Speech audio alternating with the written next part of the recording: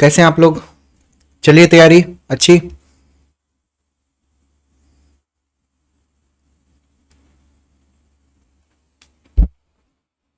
Paper 5-6 का आज revision class है, तो उसको स्पेशली पेपर 6 देखेंगे। पेपर 5 में एटलीस्ट आधा से ज़्यादा देख लिया था, राइट, पिछली बार। पेपर 6 में इतना डर नहीं लग रहा है, पेपर 5 में इतना इश्यू नहीं है, लेकिन लोगों को पेपर 6 में थोड़ा सा, बिकॉज उसमें पेपर 6 में काफ़ी डेटा वगैरह है, तो पॉलिसीज, डेटा, फैक्ट्स, तो उससे काफ़ी डर लग रहा है लोगों को। तो काफ़ी सारी रिक्वेस्ट थे कि पेपर 6 करवा दीजिए, तो आज हम उसको जल्दी जल्दी देख लेंगे, ठीक है। विल ट्राई टू सी कि एक घंटे में पेपर 8-6 को कितना सिंप्लीफाई वे में एक घंटे में हम कैसे रिवाइज कर सकते हैं। विल गो थ्रू दैट, क्योंकि आपको भी कहीं ना कहीं 1 या 2 घंटे में रिवाइज करना उसको आना चाहिए, ठीक है।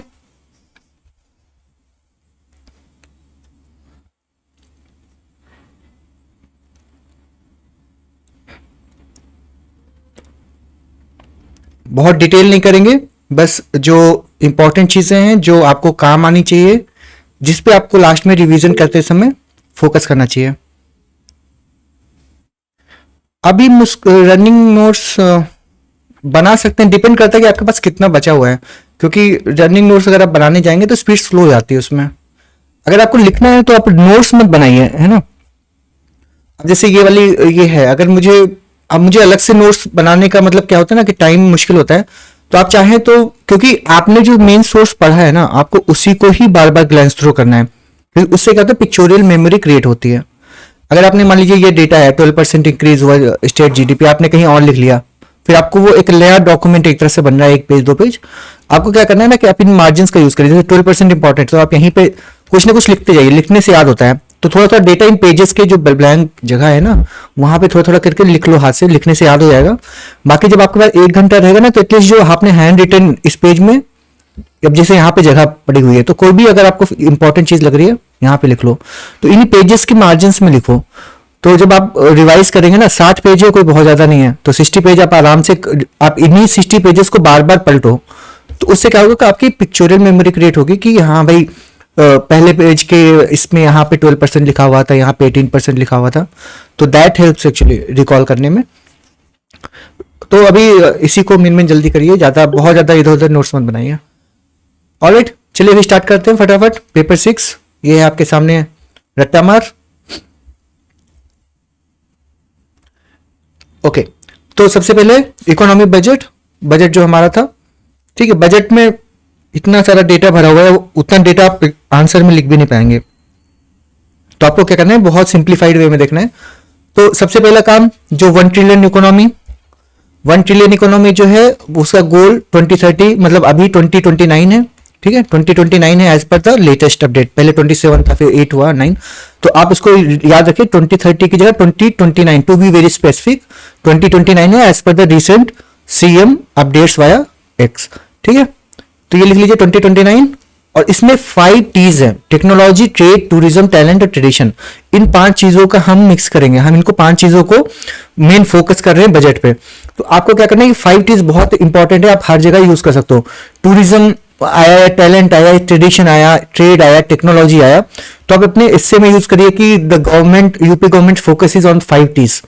तो उसमें अगर टेक्नोलॉजी पे इससे लिखना है तो उसको यूज कर सकते हैं, it is one of the T, one of the 5 T which is focused by government, ऐसे करके आप लिख सकते हैं। और one of the 5 T can be anything, tourism, it can be technology, it can be tradition, ठीक है। तो this you should remember, technology, trade, tourism, talent और ट्रेडिशन। तो इन 5 को अपने कंक्लूजन में, या फिर सीधे आप यहाँ पे 5 के लिए कौन सा पेंटागन बनाते हैं, ठीक है, पेंटागन बनाते हैं। तो 1 हो गया, 2 हो गया, 3 हो गया, 4 हो गया, 5 हो गया, ऐसे पेंटागन 5 का 5 चीजें यहाँ पे लिख दीजिए। That will be then 5 T will be in the centre. Okay, done, ठीक है। फिर आते हैं सबसे पहले स्टेट जीडीपी का। स्टेट जीडीपी का कितना है, 30.77 lakh crore. It has increased 12%। अब इसमें नंबर्स पे एब्सोल्यूट नंबर ना देख के हमको ये देखना है कि नंबर्स कितने अप एंड डाउन हो रहे हैं, क्योंकि हमको उसको वही लिखना है कि स्टेट, अब आपको लिखना है कि state GDP has increase 12%। 12% shows the positive growth, ठीक है। आपको नंबर्स उतना मैटर नहीं करता, 30 लाख करोड़ उतना मैटर नहीं करता, इंप्रूवमेंट हो रहा है, 12% इंक्रीज हो रहा है, that is the main thing, you can show in the positive side, ठीक है। तो इसलिए जहां भी अप डाउन हो रहा है मतलब उसको भी आप उसको ज्यादा फोकस करेंगे। और ये इजी नंबर से भी होते हैं, ये 30 लाख करोड़, ये नंबर बड़े बड़े ये याद नहीं होता। कुछ कुछ बहुत इंपॉर्टेंट है, जैसे फिजिकल डेफिसिट, इसको आपको पता होना चाहिए। 3% ऑफ स्टेट जीडीपी, ये हमारा टारगेट रहता ही है, लेकिन इसका वैल्यू याद रखें 91,400 करोड़, ठीक है। तो 91,400 करोड़, ये तो फिजिकल डेफिसिट। कई बार फिजिकल डेफिसिट का सीधे क्वेश्चन आता है, व्हाट इज फिजिकल डेफिसिट, तो वहां पे आप लिख सकते हो कि इतना है हमारा करंट में, ठीक है। स्टेट जीडीपी हो गया, ये हो गया। बाकी टोटल रेवेन्यू सिर्फ इतना नहीं चाहिए। स्टेट ओन टैक्स रेवेन्यू, अब ओन टैक्स रेवेन्यू कितना है मैटर नहीं करता है, but it has increased 41%, that is the main thing, कि पिछले साल से 40% आपका बढ़ गया है स्टेट का जो रेवेन्यू है टैक्स। तो इसका मतलब क्या दिखाता है, वो भी खुद का रेवेन्यू, मतलब कि हम ये दिखा रहा है कि स्टेट अपने खुद की आत्मनिर्भर स्टेट की तरफ अग्रसर है, मतलब है ना, कि वो अपने 40% उसका इंक्रीज, मतलब स्टेट का खुद का ग्रोथ हो रहा है। अब क्या होता है कि स्टेट का ग्रोथ दो तरह से होता है, या तो खुद की रेवेन्यू बढ़ाओ या तो फिर सेंट्रल गवर्नमेंट से ग्रांट्स लो। तो ये क्या दिखाता है कि खुद का जब टैक्स रेवेन्यू बढ़ रहा है तो मतलब दिखा रहा है कि यूपी अपने दम पे आगे बढ़ रहा है, ना कि सेंट्रल गवर्नमेंट के सपोर्ट से। ऐसा करके आप वहां पे यू कैन मेंशन, कहीं भी आपको पॉजिटिव वे में दिखाना, यू कैन शो दैट। बाकी ट्रांसफर वगैरह ये सब इतना मैटर नहीं करता। मेन है आपका कैपिटल में देखेंगे तो कैपिटल में मेन चीज है आपके 4 एक्सप्रेसवेज के बारे में लिखा हुआ है और 1050 करोड़ दिया गया है। 1050 crore for 4 expressways, Agra Lucknow, Ganga, Vindhya, Bundelkhand Rewa. Bundelkhand Rewa defence corridor, इसको 461 करोड़ मिले हैं, ठीक है। तो रफली अब 400 करोड़ 200 करोड़ ऐसे करके बना के याद रखो। 460 करोड़ इसको मिला है, 1050 करोड़ एक्सप्रेसवे। कहीं भी आप इंफ्रास्ट्रक्चर का लिख रहे हैं आंसर आप इसमें यूज कर सकते हैं इसको। मुख्यमंत्री ग्राम योजना 200 करोड़। सिंपल सिंपल चीजें हैं, आप याद रखो। एयरपोर्ट, एयरपोर्ट आपका जेवार, अयोध्या और कुशीनगर, 3 मेन है हमारे, ठीक है, इनको फोकस किया गया है। मेट्रो इन 6 cities, waterway, national waterway 1 Ganga. Agriculture rural economy की बात करें तो टोटल एलोकेशन मैटर नहीं करता, बट 18% इंक्रीज किया गया है। तो जो एग्रीकल्चर या रूरल इकोनॉमी है उसमें 18% का इजाफा हुआ है, 18% का इंक्रीमेंट हुआ है। तो इट शोज कि हमारी गवर्नमेंट जो है वो एग्रीकल्चर की तरफ काफी कमिटेड है।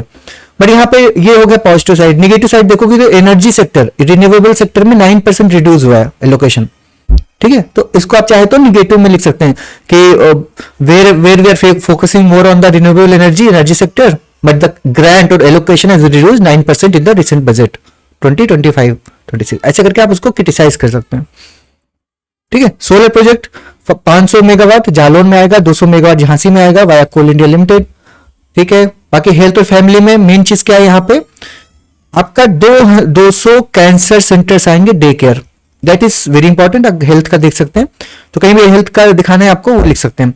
और ये भी दिखा सकते हैं हेल्थ में एलोकेशन 35% इंक्रीज किया गया है, 35% अप। तो ये मतलब कि दिखाता है कि कमिटेड। अब यहाँ पे आपको 35%, 25% ये भी याद करने में दिक्कत हो रही है, तो ये याद रखो किसमें बढ़ रहा है किसमें घट रहा है। तो ये कह दो कि allocation is increased in this recent budget, ऐसे करके भी लिख सकते हो। अगर आपको नंबर से याद नहीं आ रहे हैं, आपको ये पता होना चाहिए ट्रेंड क्या है, तो सब में तो इंक्रीज ही हो रहा है। आप देखोगे खाली एनर्जी और रिन्यूएबल सेक्टर में रिड्यूस हुआ है, तो आप इसको ये फैक्ट याद होगा, मोस्टली में इंक्रीज ही हुआ है, ठीक है। सारे इंपॉर्टेंट सेक्टर्स में इंक्रीज हुआ, जब एनर्जी केवल ऐसा सेक्टर है जहां इंपॉर्टेंट भी और रिड्यूस हुआ है, ओके, ठीक है। फिर आगे आते हैं फटाफट। अर्बन डेवलपमेंट, इसमें भी इंक्रीज है, 10% इंक्रीज, इसमें भी अर्बन डेवलपमेंट रूरल सब में इंक्रीज हुआ है। एजुकेशन में 22% इंक्रीज, ठीक है। फिर लोकल ऑर्डर पुलिस बजट, इसमें भी 27% इंक्रीज। डिजिटल इंफ्रास्ट्रक्चर, इसमें क्या इंपॉर्टेंट चीज है, AICT लखनऊ में बनेगी, साइबर सिक्योरिटी पार्क बनेगा, 8 न्यू डेटा सेंटर्स बनेंगे, भारत नेट जो है हमारा उसका एक्सपेंशन होगा, क्लियर। इंडस्ट्री की बात करें तो इंडस्ट्री में मेन चीज है आपका 96 लाख MSME है, 96 लाख MSME हैं, उनके वेलफेयर के लिए काम हो रहा है।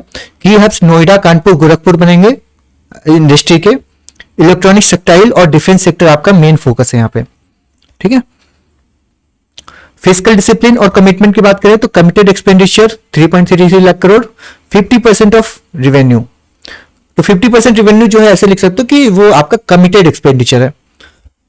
कमिटेड एक्सपेंडिचर क्या है, जिसको आपको स्पेंड करना है, जी कमिटेड क्या होता है, जो आपको देना ही देना है, जैसे कि आपको सैलरीज देनी है, आपको पेंशन देना है, आपको इंटरेस्ट देना है, वो कमिटेड है। 50% जो आपका खर्च हो रहा है इसमें जा रहा है, बाकी 50% आपके वेलफेयर और बाकी चीजों में जा रहा है। Borrowing limit 3.5% of GDP, this one. Service sector की ग्रोथ करें की बात करें तो जीडीपी में शेयर कितना है सर्विस सेक्टर का, 45%, इंप्लॉयज 40% ऑफ वर्कफोर्स, तो 45-40 का रेशियो है, मतलब 45% और 40% वर्कफोर्स लेता है। कहां पे मेन इंपॉर्टेंट है सर्विस सेक्टर, कहां पे मेन फोकस है, आईटी बीपीओ नोएडा लखनऊ में, टूरिज्म अयोध्या में, फिनटेक रिटेल देखें तो नोएडा गाजियाबाद, लॉजिस्टिक्स में Jewar cargo hub Varanasi terminal. Green and pink budgets, green budget for energy sector, pink budget for women empowerment. तो बेसिकली ये कर सकते हैं कि आप ग्रीन का 22 करोड़ में लिखा हुआ है, 22,000 करोड़, 22,000 करोड़ ग्रीन बजट के लिए लोकेट किया है। उसमें बाकी से वही चीजें, EV infrastructure, solar city 53, bio energy plants, ये नंबर याद रखो, 53 बायो एनर्जी प्लांट्स आएंगे, ठीक है। तो कहीं भी हम एक क्वेश्चन हमने देखा था ना बायो एनर्जी का, बायोफ्यूल बायो एनर्जी, तो आप लिख सकते हैं कि रिसेंटली हमारे उसमें फोकस किया गया 53 new bio energy plants are coming, तो उसमें लिख सकते हो this is as per the green budget. Pink budget मतलब 7980, लगभग समझ लो कि 8,000 करोड़। अगर इसको सिंप्लीफाई करके भी लिख सकते हैं आप, इसको इतना भी नहीं लिखना, आप इसको 8,000 करोड़ लिख सकते हैं सिंपली, है ना। 8,000 करोड़ क्या है आपका पिंक बजट है। Kanya Sumangala, women hostels, self help groups, इन सब पे फोकस है। फ्लैगशिप स्कीम्स क्या है, जीरो पॉवर्टी, यूपी अभियान, quick in economic development, Bundelkhand Purvanchal development और विडो पेंशन, ये 4-5 चीजें हैं, ये आपकी काफी मेन फ्लैगशिप स्कीम्स है, उनके लिए अलग अलग लोकेशन है, इतना इंपॉर्टेंट नहीं है। फिर कंपेरेटिव स्नैपशॉट, पर कैपिटा इनकम, पर कैपिटा अगर हम यूपी की कंपेयर करें दूसरों से, ठीक है, तो यूपी क्या है अगर आप कंपेयर करें तो महाराष्ट्र से हाफ है, मतलब महाराष्ट्र का जो पर कैपिटा इनकम है वो डबल है यूपी से, ऐसे करके याद रखो, नंबर से नहीं भी याद है। और जो तमिलनाडु महाराष्ट्र दोनों को रख सकते हैं कि ऑलमोस्ट डबल है, तो you can write like this, the capital मतलब the per capita income of Maharashtra and Tamil Nadu is double of UP, that's all. इतना ही डेटा याद करना है आपको, डबल। आपको 1.4 उनका 3 है, मेरा 1.4, इतना भी लिखने की जरूरत नहीं है, जस्ट डबल ऑफ यूपी, इतना करके सिंप्लीफाई करके याद कर लो। की चैलेंजेस वे फॉरवर्ड हो गए, ठीक है। बाकी 1 ट्रिलियन इकोनॉमी वाली चीज आप बार बार कंक्लूजन में इंक्लूड कर सकते हैं, यहाँ उसमें इंट्रोडक्शन में यूज कर सकते हैं। फिजिकल रिसोर्सेज की बात करें तो लैंड रिसोर्स, अगर लैंड रिसोर्स की बात करें तो 165 लाख हेक्टेयर कल्टिवेबल लैंड है हमारे पास, है ना, तो ये अच्छा नंबर है, आप एग्रीकल्चर में कहीं भी लिख सकते हैं। 165 लाख हेक्टेयर कल्टिवेबल लैंड है हमारे पास। And food security 60% rural employment, जो रूरल में एम्प्लॉयमेंट जो है 60% एग्रीकल्चर से आता है, ये इकोनॉमिक सर्वे का डेटा है। फिर SEZ industrial corridor, urban projects, ये सब आ रहे हैं। बुंदेलखंड कॉरिडोर डेवलप हो रहा है, ठीक है। Defence manufacturing land.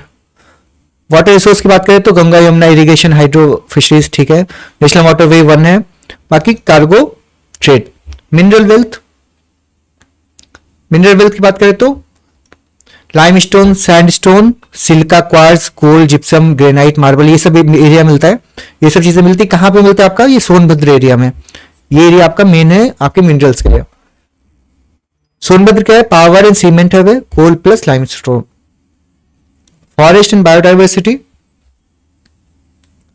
Forest 14% cover, timber, ठीक है। बाकी दुधवा वन सिंगल एक ही नेशनल पार्क है, Dudhwa national park.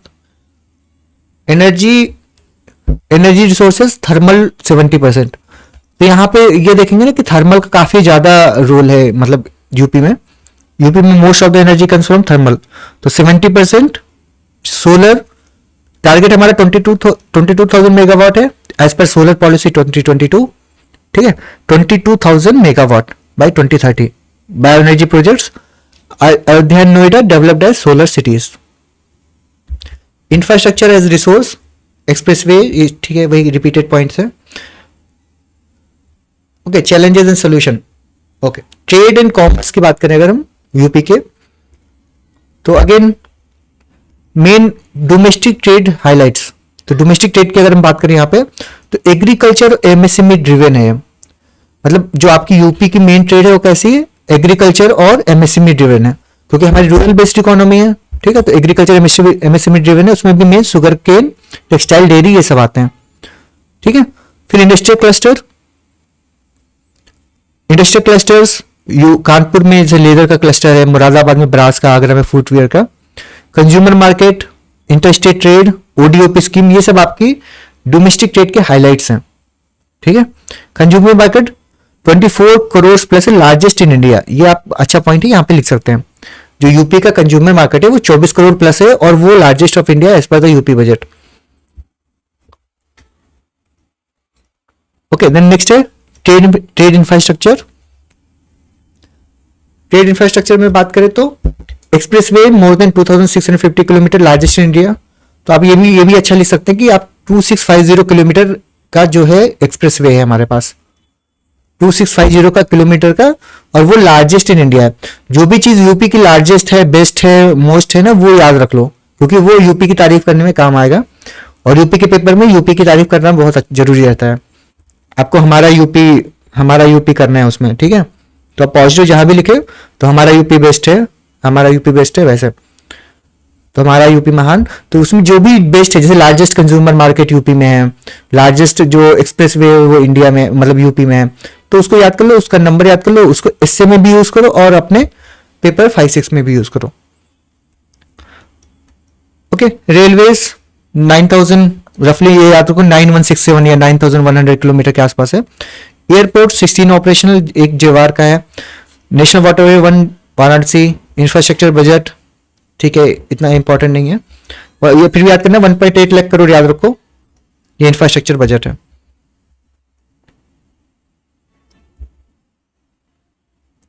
Infrastructure budget 1.8 lakh crore, around 22% of total budget. तो 22% जो है टोटल बजट का वो इंफ्रास्ट्रक्चर बजट है, and this is very good numbers कि आपका 22% खाली इंफ्रास्ट्रक्चर डेवलपमेंट के लिए जा रहा है। तो इसको भी आप ऐसे पॉजिटिव वे में लिख सकते हो कि 22% of total budget is given to the infrastructure for the boost, it shows the government's commitment, है ना। तो ऐसे सिंप्लीफाइड नंबर याद रखो, करोड़ लाख इतना याद नहीं रखना है। Percentage is the very simple way to remember. 22% of the total budget is infrastructure, which is giving the boost to the, which shows the commitment of the government for the infrastructure development। ऐसा करके आप लिख सकते हैं आराम से, as per budget, bracket में लिखते जाओ। As per budget, UP budget इतना लिखने की जरूरत नहीं है, आप सीधे आगे पूरा लिख दो, बाद में लिख दो यहाँ पे यूपी बजट 2050, 2025, 26, ऐसे करके आप ब्रैकेट में लिखो, ना कि एज पर दिस को, उससे आपका शब्द बचेंगे, ठीक है। कोई भी आपने स्टेटमेंट लिखा, ब्रैकेट में नीति आयोग जो भी रिपोर्ट है वो ब्रैकेट में लिख दो, it saves the time and saves the words. Import profile, raw material, electronics, textile imports, ठीक है। ट्रेड सपोर्ट पॉलिसीज, अब ट्रेड सपोर्ट पॉलिसी में आती है एक्सपोर्ट पॉलिसी। अब इस पॉलिसीज तो होती है, उनका साल बहुत इंपॉर्टेंट होता है कि एक्सपोर्ट पॉलिसी कब आई, कब से ड्यूरेशन है। तो 2020 से 2025, ये 5 साल के लिए आई थी, तो आज एक खत्म हो रही है, मतलब अभी 25 में, तो इंपॉर्टेंट है। फिर पूछी जा सकते हैं 1000 करोड़ आउटले, ड्राई पोर्ट्स की बात करते हैं, ब्रांडिंग, फिर ओडीओपी, जीआई प्रमोशन, ये सब टेक सपोर्ट के बारे में, जवार ports, fine. Regional trade gaps, हाँ रीजनल ट्रेड गैप्स, अब यहाँ पे ये बहुत इंपॉर्टेंट चीज है, आप इसमें रीजनल डिस्पैरिटी दिखा सकते हैं। यहाँ पे रीजनल ट्रेड गैप से आप यहाँ पे रीजनल डिस्पैरिटी दिखा सकते हैं। अब क्या है, वेस्टर्न यूपी की बात करें तो हाई ट्रेड स्ट्रॉन्ग इंफ्रास्ट्रक्चर, है ना। मान लीजिए अगर यूपी है तो आप यहाँ पे क्या करेंगे, वेस्टर्न यूपी, तो जो वेस्टर्न यूपी है आपका, वहां पे हाई ट्रेड और हाई स्ट्रॉन्ग इंफ्रास्ट्रक्चर है। सेंट्रल यूपी में क्या है, ग्रोइंग, मतलब सेंट्रल यूपी ग्रोइंग, ऐसे needs logistic upgrade. Eastern UP poor connectivity and slow trade. Bundelkhand arid limited supply chain. तो ऐसे करके आप 4 में डिवाइड कर सकते हैं, मतलब हाई, मीडियम एंड लो, ऐसे करके आप डिवाइड कर सकते हैं। और यहाँ पे जो बुंदेलखंड है उसको तो एकदम इससे भी लो के नीचे वाली कैटेगरी, राइट। तो ऐसे करके आप यहाँ पे मैप में दिखा सकते हैं ये सारे एरियाज। और आपको क्या करना है, हाई मीडियम लो करके वाला लिख सकते हो, ठीक है। Okay, export profile, agriculture, handicraft, leather, ठीक है। Challenges way forward. Export promotion policies, ये एक्सपोर्ट प्रमोशन पॉलिसी अगेन वो जैसे बताया कि 25 है, तो काफी इंपॉर्टेंट है। तो बेसिकली क्या है ऑब्जेक्टिव कि एमएसएमई और इसको सबको एक्सपोर्ट को बूस्ट करेंगे, इंसेंटिव देंगे। अब सेक्टरल इंपोर्ट क्या है, आप इसमें देख लेना सारा मेन इसके features, this one is important. Major industries of Uttar Pradesh, ठीक है। मेजर इंडस्ट्रीज ऑफ यूपी अगर हम बात करें तो टेक्सटाइल एंड हैंडलूम इंडस्ट्री ये हमारी मेन है, leather and footwear industry main है। ओके फिर इसके मेजर हब्स कहाँ पे है, इकोनॉमिक कंट्रीब्यूशन कितना है, टेक्सटाइल का अगर बात करें तो कितना है 1.5% of state GDP, employment of around 1.5 million people. ठीक है, बाकी यहाँ पे स्कीम्स है वो देख लेना, आईटी इंडस्ट्री, ऑटोमोबाइल, इंजीनियरिंग।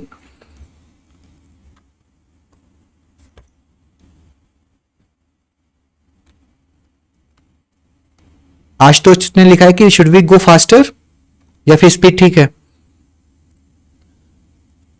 और भी तेज जाएंगे ना फिर हमको स्किप करना पड़ेगा, मतलब अगर मैं की पॉइंट्स नहीं पढ़ूंगा तो फिर आपको वापस से पढ़ना पड़ेगा वो चीज।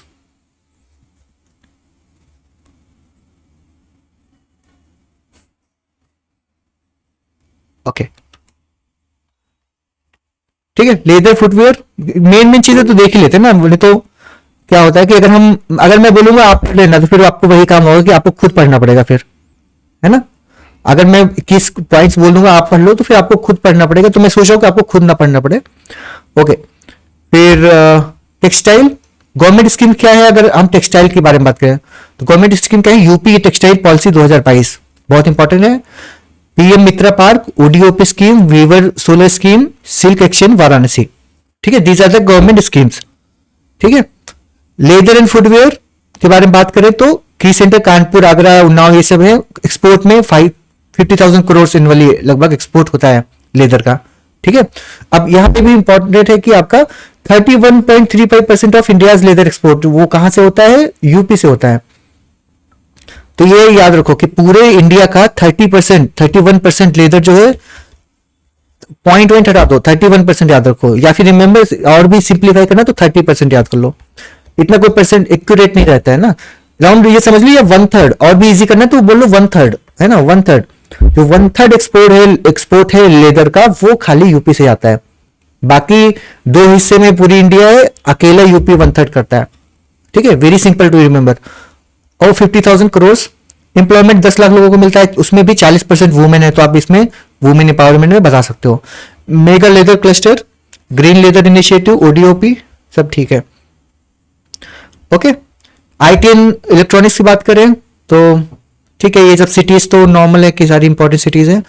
3.5 लाख लोग आईटी में है, कोई इशू नहीं है। मैंने पॉलिसीज है ना, electronic policy 2020, data centre policy 21। ठीक है, 2 इंपॉर्टेंट पॉलिसी अगर आप आईटी में देखेंगे तो 2020 ऑफ इलेक्ट्रॉनिक पॉलिसी 2022 और डेटा सेंटर पॉलिसी 2021, मतलब डेटा सेंटर एक साल पहले आई, उसके अगले साल आया आपका इलेक्ट्रॉनिक पॉलिसी। सेमीकंडक्टर पार्क और IT AICT, artificial intelligence city कहां पे, लखनऊ में। तो इनका आप एग्जांपल डाल सकते हो आराम से। ठीक है, एक केस स्टडी है कि नोएडा का IT export growth 150% in 5 years. तो अगेन ये बहुत अच्छा है कि 5 साल में 150% डिक्रीज हुआ, मतलब मोर देन डबल हो गया। 100% डिक्रीज का मतलब डबल, राइट। तो ऐसे तो यू कैन राइट दैट कि 150% डिक्रीज हुआ नोएडा का आईटी एक्सपोर्ट। तो हम आईटी की बात कर सकते हैं, साथ में एक्सपोर्ट भी लिखे तो वो भी लिख सकते हैं वहां पे। ऑटोमोबाइल इंजीनियरिंग ठीक है, मेन हब्स कहां पे, आप यहाँ पे ग्रेटर नोएडा, कानपुर, मेरठ, लखनऊ, ये आपके ऑटोमोबाइल के मेन सेंटर हैं। ग्रेटर नोएडा, लखनऊ, कानपुर। ओके ठीक है, फिर येडा ऑटो हब है, फिर डिफेंस कॉरिडोर है। ऑलराइट, एग्रो बेस्ड इंडस्ट्रीज के बारे में बात करें तो आपकी कौन सी मेन है, sugar 30% of national output. Again जो मेन ये सब डेटा आपको याद रखना है, क्या 1/3 है, क्या 30% है, जो बहुत डोमिनेटिंग है ना। तो शुगर अगेन 30% मतलब 1/3 रफली बता सकते हैं कि अपना 1/3 of national output 30%। Dairy 4% of state GDP. Alright, फिर इसमें गवर्नमेंट सपोर्ट क्या क्या है, आपके PM Sampada, ethanol policy, ODOP, Barabanki biscuits, dairy in Mathura. ठीक है, ये सब आपके लिख सकते हैं। केमिकल्स एंड फर्टिलाइजर्स की बात करें तो गोरखपुर, कानपुर मेन सेंटर से around 15% of urea is produce in India. इतना याद रखो, केमिकल्स में 15% इंडिया जो यूरिया है वो यूपी में होता है। बाकी यूरिया के जो मेन प्लांट्स हैं, गोरखपुर HURL प्लांट, ये बहुत इंपॉर्टेंट है, मतलब आप इसमें इसका एग्जांपल लिख सकते हैं। Gorakhpur is the centre for urea production, Gorakhpur HURL plant आप उसका लिख सकते हैं। हैंडीक्राफ्ट और कॉटेज इंडस्ट्री की बात करें तो आउटपुट 40,000 करोड़ से, इतना याद रखने की जरूरत नहीं है। इसमें बस मेन सेंटर आपको पता ही है उसके, तो ज्यादा नहीं है, मुरादाबाद। अब यहाँ पे केस स्टडी लिखना है तो मुरादाबाद जो है वो 70% ऑफ इंडिया का ब्रास एक्सपोर्ट करता है। तो आप यहाँ पे इस मुरादाबाद की केस स्टडी लिख सकते हैं अगर इंडस्ट्री की बात करें, लोकल इंडस्ट्रीज हैंडीक्राफ्ट की। ठीक है, फार्मा एंड बायोटेक की बात करें तो आपके केस सेंटर है नोएडा, लखनऊ। ठीक है, बाकी यहाँ पे यूपी फार्मा पॉलिसी आई थी 2023 में। ठीक है, तो ये पॉलिसीज का नाम है, आप यहाँ पे लिखते जाना, साल याद कर लेना, उनका साल रिफर करते जाना। यूपी फार्मा पॉलिसी कब आई थी? 2023 में। ठीक है, ऊपर दो हमने कौन सी लिखी थी, एक 21 में आई थी, एक 22 में आई थी, राइट। ये आपकी डेटा सेंटर पॉलिसी 21 में आई थी, इलेक्ट्रॉनिक पॉलिसी 22 में आई थी। तो आप इसको क्रोनोलॉजी में लिख लो पॉलिसीज, तो उससे भी आपको याद करने में इजी आएगा कि 21 में कौन कौन सी आई थी, 22 में कौन कौन सी आई थी, 23 में कौन कौन सी आई थी, ऐसे करके आप निमोनिक्स भी बना पाओगे उसमें। ठीक है, try to list down year wise. तो उसके बाद में डेटा सेंटर 21 में आई थी, इलेक्ट्रॉनिक पॉलिसी 22 में आई थी, उसके अगले साल इलेक्ट्रॉनिक के अगले साल ही आ गई आपकी फार्मा पॉलिसी जो 2023 में। ओके, केस स्टडी में ललितपुर बल्क ड्रग पार्क, इसको लिख सकते हो, ललितपुर वाला ड्रग्स के लिए। एमएसएमई में क्या करता है कि 96 लाख एमएसएमई से हैं, highest in India. Again very important कि जो एमएसएमई सबसे ज्यादा कहां पे है, इंडिया में 96 लाख, ऑलमोस्ट 1 करोड़ लिख सकते हैं 96 लाख से। ठीक है, आउटपुट क्या है जीवीए? ठीक है, 45% ऑफ यूपी का एक्सपोर्ट है, वो कहां से आता है? एमएसएमई से आता है। ये बहुत अच्छा नंबर है, 45% of export, almost half export जो होता है यूपी का वो एमएसएमई के थ्रू होता है। ठीक है, तो ऐसे करके आप लिख सकते हैं। अगर 45% नहीं भी याद आ रहा है तो आप लिख दो ऑलमोस्ट हाफ, ऑलमोस्ट लगा देंगे ना, अप्रॉक्स तो आपका वो मैनेज हो जाता है। 30% उसको अप्रॉक्स 1/3, अप्रॉक्स हाफ, ऐसा करके लिख दीजिए। तो दिस इज इंटेलिजेंट वे। अगर आप कुछ भी आसपास का नंबर याद आ रहा है, आप यहाँ पे अप्रॉक्स लिख के आगे अपना नंबर लिख के कर देंगे तो वो एक्सक्यूज्ड है। फिर एमएसएमई प्रमोशन पॉलिसी, 2022 में ही, सेम ईयर जब आपकी इलेक्ट्रॉनिक पॉलिसी आई थी। ठीक है, ऐसे आप लिंक भी कर दो, MSME promotion policy same like electronic year policy. And ODOP Bhadohi का again 30% rise in the carpet export due to ODOP. Startup की बात करें तो स्टार्टअप 8,000 प्लस है यहाँ पे। बाकी तो स्टार्टअप की पॉलिसी 2020 में आई थी।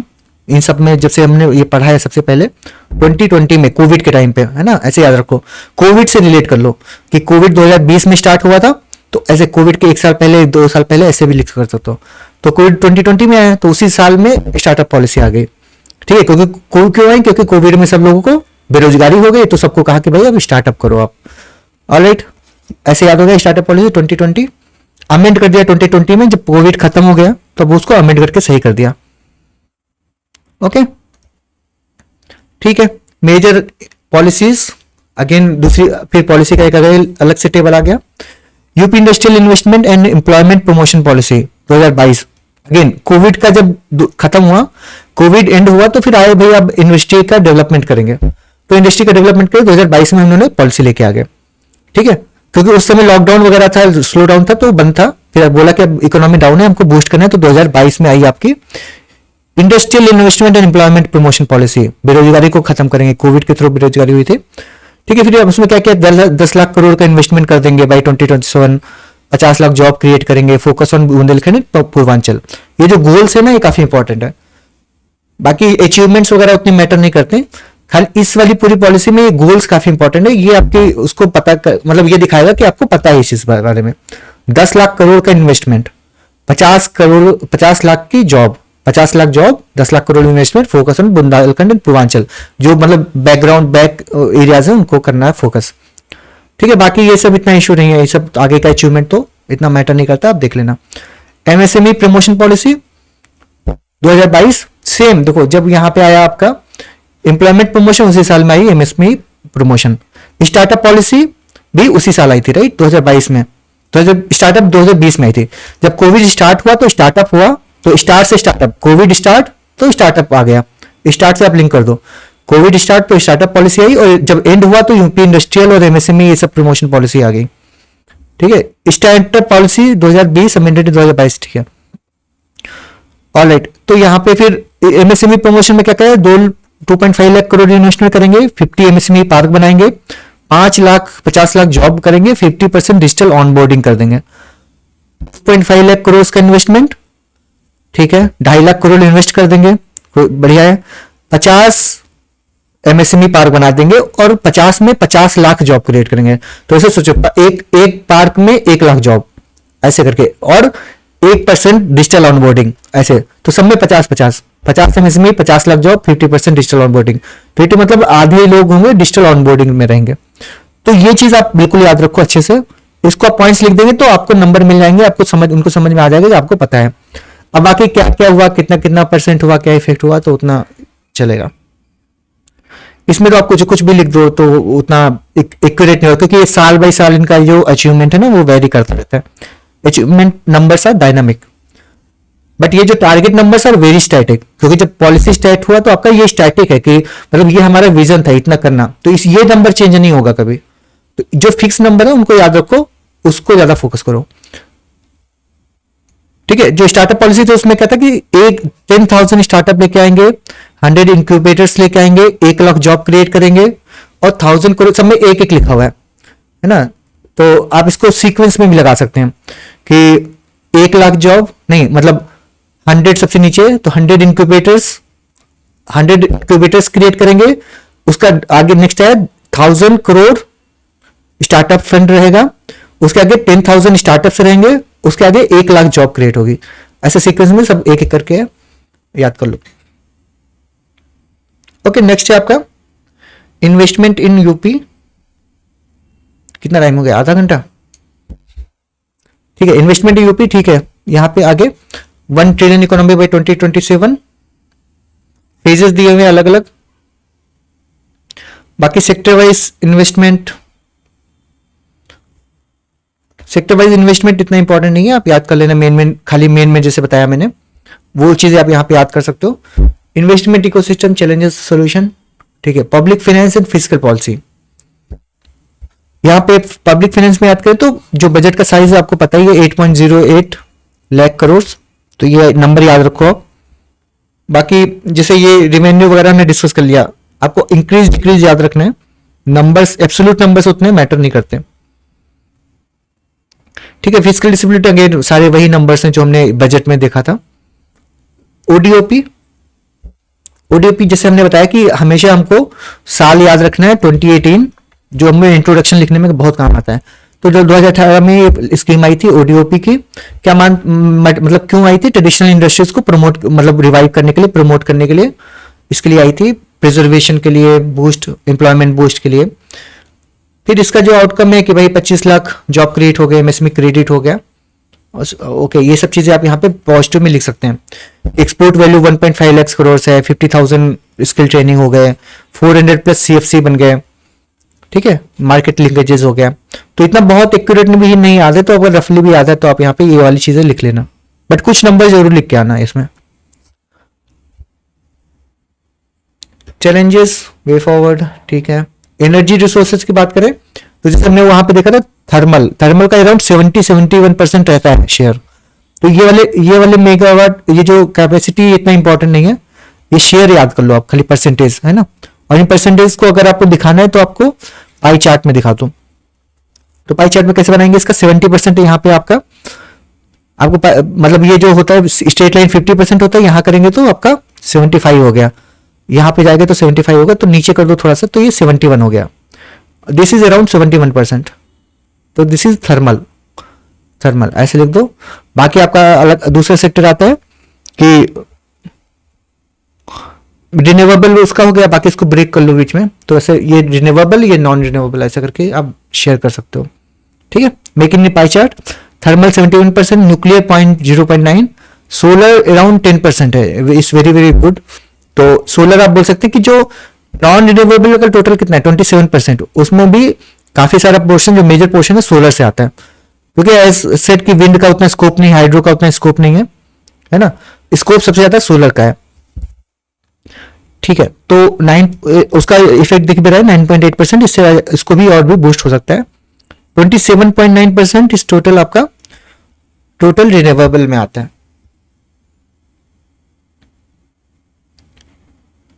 सेक्टोरियल यहाँ पे देखो टोटल नॉन रिन्यूएबल जो है वो 72% है, थर्मल आपका 71 है, तो बाकी किसका क्या, न्यूक्लियर और थर्मल को मिला के आपका नॉन रिन्यूएबल बनता है, क्योंकि न्यूक्लियर भी इसमें काउंट होता है। तो 71.2 प्लस 0.9 तो 72, बाकी जो आपका ये हो गया 27। सेक्टोरियल कंजप्शन, ठीक है, सबसे ज्यादा आपका डोमेस्टिक में 45% डोमेस्टिक में कंज्यूम होता है। नॉन रिन्यूएबल एनर्जी की बात करें तो UP power corporation limited thermal power around सबसे ज्यादा थर्मल पावर मेन है आपका अनपरा और ओबरा। अनपरा और ओबरा का जो थर्मल पावर प्लांट है वो काफी बड़ा है। ओके, रिन्यूएबल एनर्जी का फोकस अगर हम देखें तो सोलर जिसका स्कोप ज्यादा है उसके सबसे ज्यादा फोकस है। विनो 22 गीगावाट बाई 2030। बायोमास और विंड देन हाइड्रो। बायोमास का another major is one is biomass का पोटेंशियल, तो इसलिए इसका टारगेट है 20,000 मेगावाट। 20,000 मेगावाट पोटेंशियल है बायोमास का। विंड का पोटेंशियल आप देखो तो बहुत कम है, केवल 1000 मेगावाट का पोटेंशियल है, उतना ही बनाया गया इसको, राइट। यूपी इनिशिएटिव्स क्या है, सोलर पॉलिसी बना दिया, हाइब्रिड पॉलिसी बना दिया 2022, बायो एनर्जी पॉलिसी बना दिया। तो अब देखो बहुत सारी पॉलिसीज का साल 2022 है, यहाँ पे सब 2022 दिख रहा है, ठीक है। उसका रीजन भी वही है, कोविड वाला। कोविड जब बंद हुआ खत्म हुआ तो यहाँ पे नई नई पॉलिसी आना स्टार्ट हो गई। तो बस अब 2022 को रेफरेंस बना के आप लिख सकते हो कि सारी जो है मोस्टली जो पॉलिसीज यहाँ पे हैं 2020 पे है, उसके पहले आया कि बाद में आया, प्लस माइनस वन ऐसा करके आप एक छोटा सा होमवर्क करेंगे तो आप कभी साल भूलेंगे नहीं फिर। Okay, challenges way forward. Demography की बात करें तो यूपी की जो पॉपुलेशन है इसको आप यहां पे सही कर लेना। एज पर 2011 सेंसस जो है ये डेटा ये है अराउंड 19.98 करोड़, ठीक है।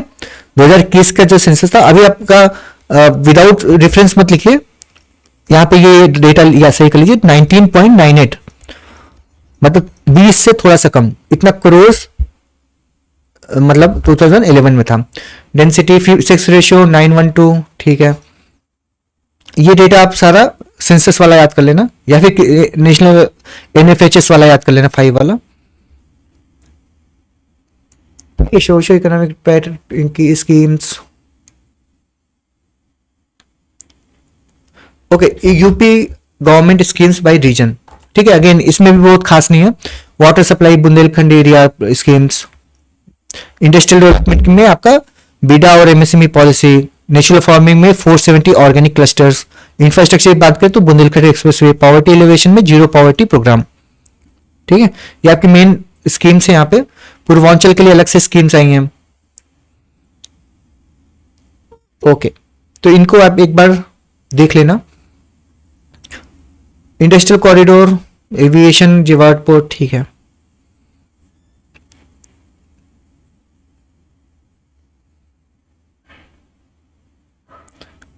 Geographical location, relief and structure, अब वो आपका डायनामिक पोर्शन हो गया, ये आपका आ गया ज्योग्राफी, ठीक है। ज्योग्राफी में लैटिट्यूड लॉन्गिट्यूड इतने इंपॉर्टेंट नहीं है। क्लाइमेट जोन आपको पता होना चाहिए, सब ट्रॉपिकल है।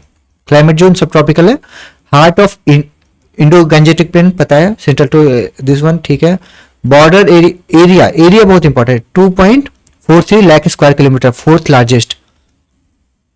तो इसको आप यहाँ पे याद रखिए, 2.43 अराउंड 2.5 अगर याद करें तो 2.5 लाख स्क्वायर किलोमीटर अप्रॉक्स ऐसा लिख सकते हैं। 2.43 lakh square kilometre, fourth largest.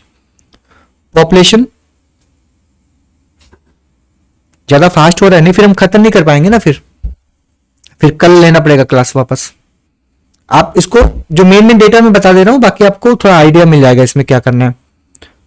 आपको बहुत ज्यादा डेटा फैक्ट्स नंबर्स पे नहीं जाना है, बहुत ज्यादा डेटा फैक्ट नंबर पे नहीं जाना है, खाली परसेंटेज याद करो, सिंप्लीफाई करके याद करो और उसको इजी करके बना के याद करो, ठीक है। बाकी डेटा छोड़ के बाकी डर किसी चीज में है ही नहीं। Okay.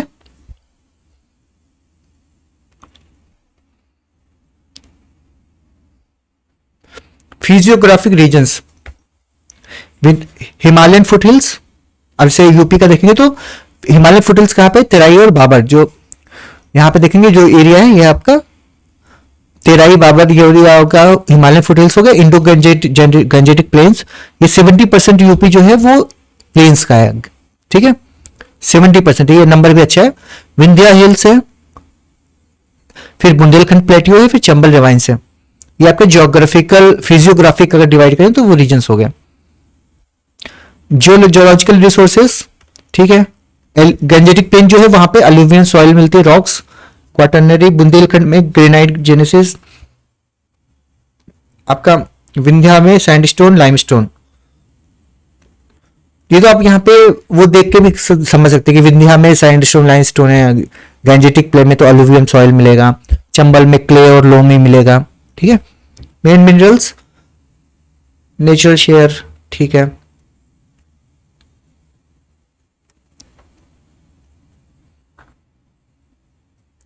Drainage pattern we know कि मेन रिवर्स कौन कौन सी हैं, गंगा यमुना घाघरा पेरिनियल रिवर्स हैं, केन बेतवा टोन्स ये आपकी सीजनल रिवर्स हैं। Terai rivers reemerge due to porous Bhabar, ठीक है। ये आपको पता है ना, भाबर और तेराई ये जो यहाँ पे आते हैं रॉक्स में हिडन हो जाता है वो आपका भाबर होता है, फिर जो जहां पे वापस से पानी रिवर वाटर निकलता है वो आपका तेराई हो जाता है, यहाँ पे रीइमर्ज होती है river. Chambal deep erosional gorges and badland topography है आपकी चंबल की। ओके, बैडलैंड टोपोग्राफी क्यों है, because of the rewind erosion, जो वाटर मतलब रिवर्स क्रिएटेड इरोजन जो होता है बैंक्स को इरोड करके, उसकी वजह से आपका बैडलैंड टोपोग्राफी होती है चंबल में।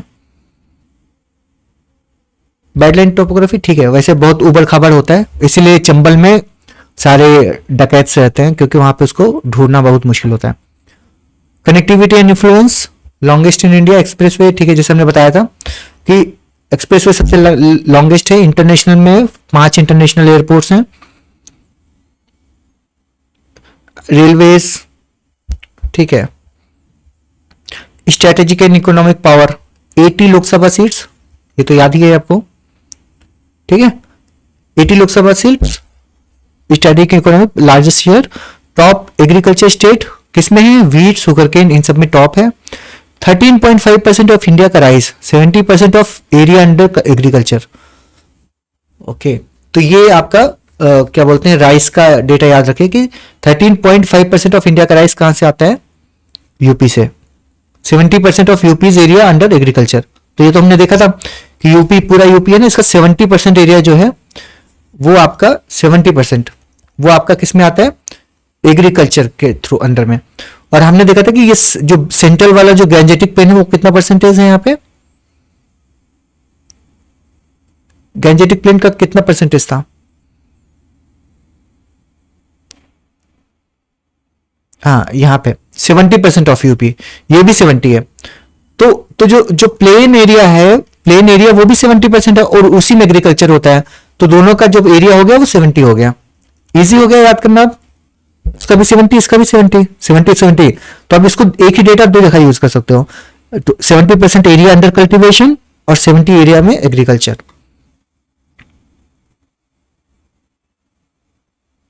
70% एरिया गैंजेटिक प्लेन है और उसी में एग्रीकल्चर होता है, तो दोनों का परसेंटेज सेम हो गया। क्लाइमेट की बात करें तो जो यहाँ पे जो आपके डिफरेंट क्लाइमेटिक जोन्स हैं ये ज्यादा इंपॉर्टेंट है। तेराई एंड फुट हिल्स पहाड़ी एरिया, पहाड़ के नीचे तो ह्यूमिड और हाई रेनफॉल होती है वहां पे। Tea sugar cane agro forestry ये सब ग्रो होता है, ठीक है। जो आपका टोपोग्राफी होता है उसके हिसाब से आपका क्लाइमेट भी डिसाइड होता है। क्लाइमेट होता है टोपोग्राफी से क्लाइमेट, क्लाइमेट से आपकी क्रॉप्स, ठीक है। तो ऐसे आप यहाँ पे कनेक्ट कर पाएंगे। हिली टोपोग्राफी है तो humid high rainfall. Central plain कैसा है आपका, गैंजेटिक प्लेन है तो वहां पे मानसून एंड रेन्स होती है, हॉट समर्स होते हैं, ठीक है। वीट राइस शुगर केन ये सब होता है। ईस्टर्न यूपी की बात करें तो फ्लड प्रोन एरिया है, ह्यूमिड एरिया है, rice pulses fisheries. Western UP hot dry summer foggy winters. Bundelkhand इसमें एरिड रीजन है बुंदेलखंड में, और विंध्या रीजन आपका सेमी एरिड है, ड्रॉट प्रोन एरिया है। यहाँ पे क्या करेंगे, ड्रॉट प्रोन है, पानी नहीं है तो आप मिलेट्स उगाएंगे, ठीक है।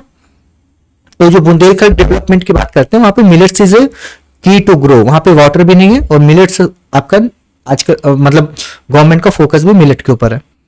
तो this can be very good strategy to grow millets in the Vindhya Bundelkhand region. ठीक है। Himalaya orographic rain, western disturbances होते हैं, मानसून से रेन होती है। जो 80% रेनफॉल होता है आपके यूपी में वो होता है आपका मानसून से। ठीक है, तो ये डेटा आप याद रखिए, 80% होता है मानसून में। वो भी कब होता है? जून से सितंबर, मतलब जून जुलाई अगस्त सितंबर, 4 मंथ में। तो जो पूरे साल की रेनफॉल होती है वो खाली 4 महीने में हो जाती है। तो आप इसको कहीं भी फ्लड वगैरह में याद लिख सकते हैं कि जब फ्लड होने का जो नेचुरल रीजन होता है वो ये होता है कि sudden rainfall with in A short duration. तो आप क्या कह रहे हो कि 4 महीने में पूरे साल भर की 80% रेनफॉल 4 महीने में हो जाती है। तो उसको कहीं ना कहीं फिर वो उसको मैनेज करना काफी डिफिकल्ट होता है। You can write like that, that is the natural pattern, natural cause of the flood. Seasonal rainfall pattern, ठीक है। वेरिएशन, रीजनल रेनफॉल के बारे में बात करें तो तेराई में ठीक है फ्लड प्रोन, ओके नंबर्स इतने इंपॉर्टेंट नहीं है, आपको याद नहीं रखना, बस खाली यह याद रखिए कहाँ पे ज्यादा होता है कहाँ पे कम। और ये हमने यहां से भी देख लिया। तो जहां पे ड्राई एरिया है वो आपका वहां पे, ठीक है। बाकी इतना बायोडाइवर्सिटी थ्रेट्स, ठीक है।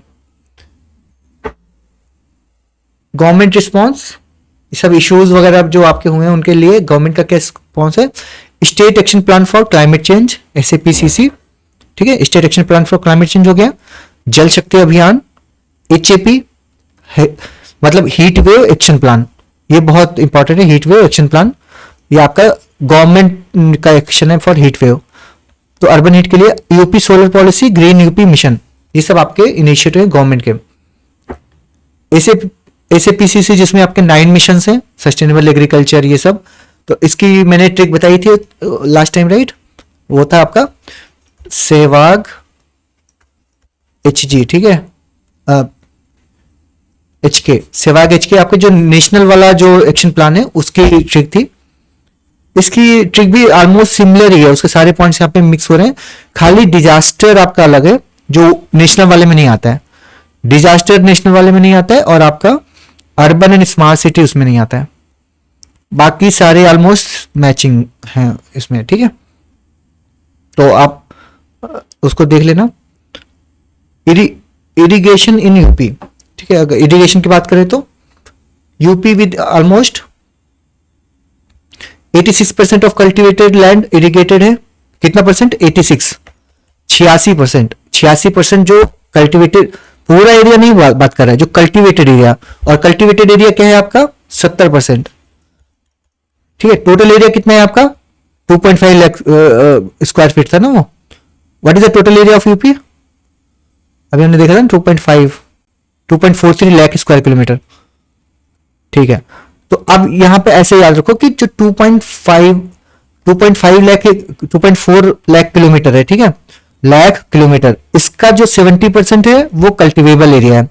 उस 70% जो कल्टिवेबल एरिया है उसका 86% आपका इरिगेटेड है, ठीक है। टोटल का नहीं, कल्टिवेबल का 86। बाकी ग्राउंड वाटर, कैनाल, ये सब आते हैं। अब इरिगेशन प्रोफाइल देखेंगे, geographical area, net zone area, थोड़ा सा इसको मेन 2-4 देख लो, आपके ग्राफ वगैरह काम बनाने के काम आएगा।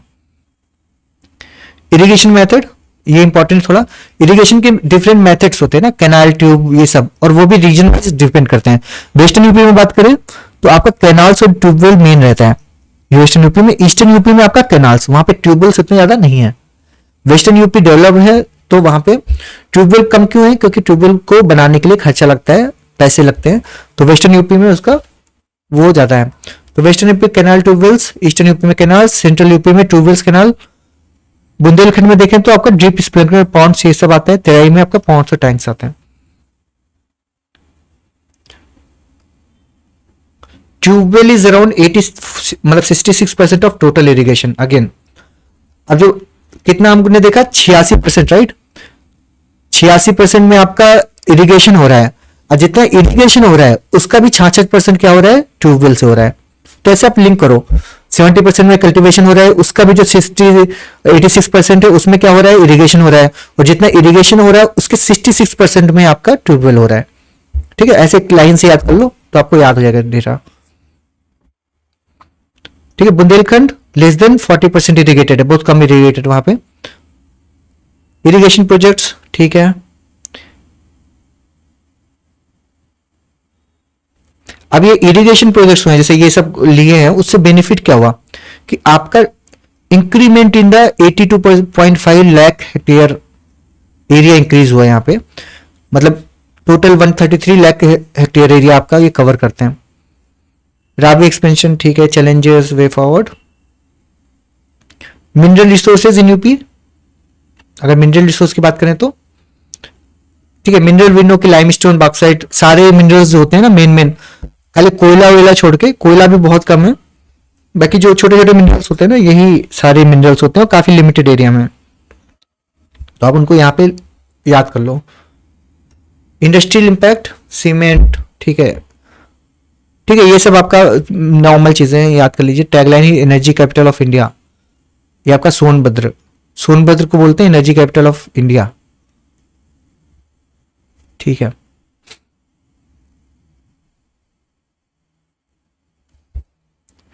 यूपी गवर्नमेंट पॉलिसीज, कोई बोला था कि सर पॉलिसी अलग से करवा दीजिए, यही इसी डॉक्यूमेंट के अंदर ही सारी पॉलिसी इतनी सारी आ रही हैं। मे भी पॉलिसीज को थोड़ा सा करेक्ट एक बता देंगे हम 5-10 मिनट करके अलग से। ठीक है, UP mineral policy, sand mining policy 2019, ठीक है, मतलब कोविड से पहले आई थी, कोविड के एक साल पहले आपके 2019 में आई थी सैंड माइनिंग पॉलिसी। उसमें क्या कहता है कि जीपीएस लगा के सैटेलाइट सर्विलेंस करेंगे। ठीक है, सैटेलाइट से सर्विलेंस करेंगे, जीपीएस लगाएंगे पूरा सैंड माइनिंग के ऊपर, सैंड माफिया को रोकेंगे। ठीक है, तो सैंड माफिया को रोकने के लिए सैंड माइनिंग पॉलिसी है 2019 में, सैंड माफिया ने कोविड बुला लिया अगले साल ही। E mining surveillance, district mineral fund, DMF. Challenges, case study में आप सोनभद्र का अच्छे से पढ़ लीजिए, उसको कहीं भी यूज कर सकते हैं क्योंकि यही आपका इंडस्ट्रियल एरिया है, main minerals zone, right. Drainage system in UP, ठीक है, ड्रेनेज विनो के कितना कितना है, कौन सी मेन रिवर्स है हमको पता है, चम ये सब पता है हमको, ये सब बहुत सिंपल फैक्ट्स हैं, कुछ नहीं है। अरे वो याद करने के लिए बता रहा हूँ कि 19 में सैंड माफिया आया, 20 में कोविड। ठीक है,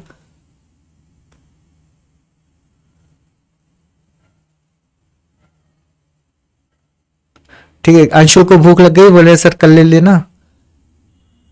वेजिटेशन इन यूपी, ठीक है, ऑलमोस्ट हाफ हो गया है। सर आज करवा दीजिए सर, जिसको नहीं होगा वो फिर वो उसमें देख लेगा, ऐप में तो रहता ही है। ठीक है, इसको थोड़ा सा खींचते हैं वैसे। ओके, फिर वो पाइप की तरह अधूरा रह जाएगा सर।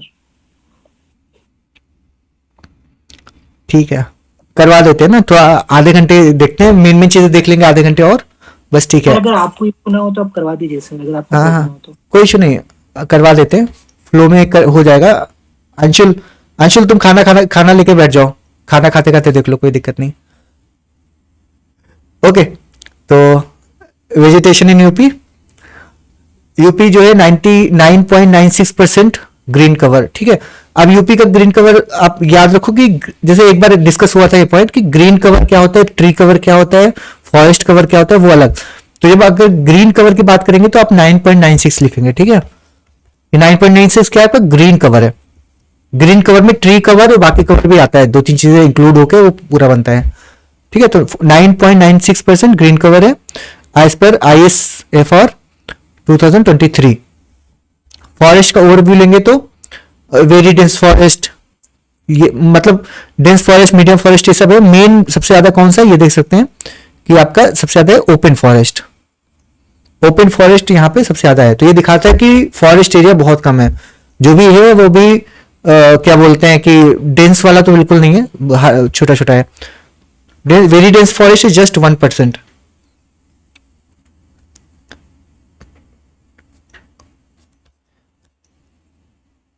तो टोटल फॉरेस्ट कवर की बात करें तो आपका 6.2% है अगर खाली फॉरेस्ट कवर की बात करें, और ट्री कवर की बात करें तो 3.2, दोनों मिला के हो गया आपका 9.96। तो आप 9.96 अराउंड 10%। लिखने में ज़्यादा बड़ा नंबर है तो अच्छा लगता है, तो आप इसी को भी लिखिए बार बार, कहाँ भी लिखना है आपको। Green cover is 9.96%। हाँ ठीक है, कहाँ कहाँ पे सोनभद्र लखीमपुर खीरी वहीं सब मिलता है, बाकी सब जगह तो पेड़ काट दिए लोगों ने। ठीक है, मेजर फॉरेस्ट टाइप्स कौन सा है आपका? मेजर फॉरेस्ट टाइप का मॉइस्ट डेसिडुअस तराई में है, बहुत लिमिटेड एरिया है।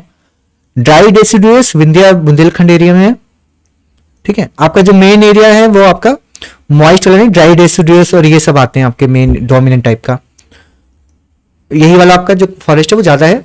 मॉइस्ट डेसिडुअस कम एरिया में है। स्क्रब थॉर्न्स आपके कम एरिया में है आपके बुंदेलखंड में। बाकी प्लांटेशन आपके वेस्टर्न यूपी में ज्यादा होता है मेनली। ओके, बाकी सब तो डिफॉरेस्टेशन सोनभद्र का इश्यू, उसका सॉल्यूशन मिशन 96 करोड़ प्लांटेशन। ठीक है, mission 96 crore plantation for deforestation, ये इसका जिक्र आप कर सकते हैं। 96 करोड़ प्लांटेशन का आपका गवर्नमेंट इनिशिएटिव। उसमें क्या करेंगे, उसमें क्या हुआ कि 200 to 10 करोड़ ट्रीज बन गए और 70% सर्वाइवल रेट, ये बहुत इंपॉर्टेंट चीज है। 96 करोड़ प्लांटेशन। अब उसमें क्या हुआ कि जो 70% सर्वाइव, ये आप ये डेटा याद रखो ना, 70%, 70 तो 70 मिनट थे ना, जैसे वो मूवी में 70 मिनट्स, तो वो 70 मिनट वाला 70 बार बार रिपीट हो रहा है, तो वो 70% सर्वाइवल रेट है आपका यहाँ पे। तो इट्स वेरी गुड कि जितना अगर आपने 100 पेड़ लगाए तो 70 आपके सर्वाइव करेंगे। एग्रो फॉरेस्ट्री पॉलिसी, ठीक है, जैसे मैंने एग्रो फॉरेस्ट्री का इससे दिया था, एग्रो फॉरेस्ट्री और ऑर्गेनिक फार्मिंग का, उसमें किसी ने भी ये 70% सर्वाइवल और ये सब नहीं लिखा डेटा, तो आपको पेपर 6 का नॉलेज वहां पे यूज करना चाहिए था कि ये पॉलिसी है, इसके जो है 70% सर्वाइव कर रहे हैं। ग्रीन कॉरिडोर, ये भी जब आप पेपर 5-6 जो भी चीजें पढ़ रहे हैं ना, अपने हिस्से में उसको डाल के उसको इनरिच करना थोड़ा। फॉरेस्ट पॉलिसी ओवर रिव्यू, ठीक है, forest policy review 2025, target 15% forest cover. अभी हमारा कितना है, 6% है फॉरेस्ट कवर, खाली फॉरेस्ट तो 6 पॉइंट समथिंग है, राइट, 6.6, तो उसको फॉरेस्ट कवर को कितना है, 15% बनाना है।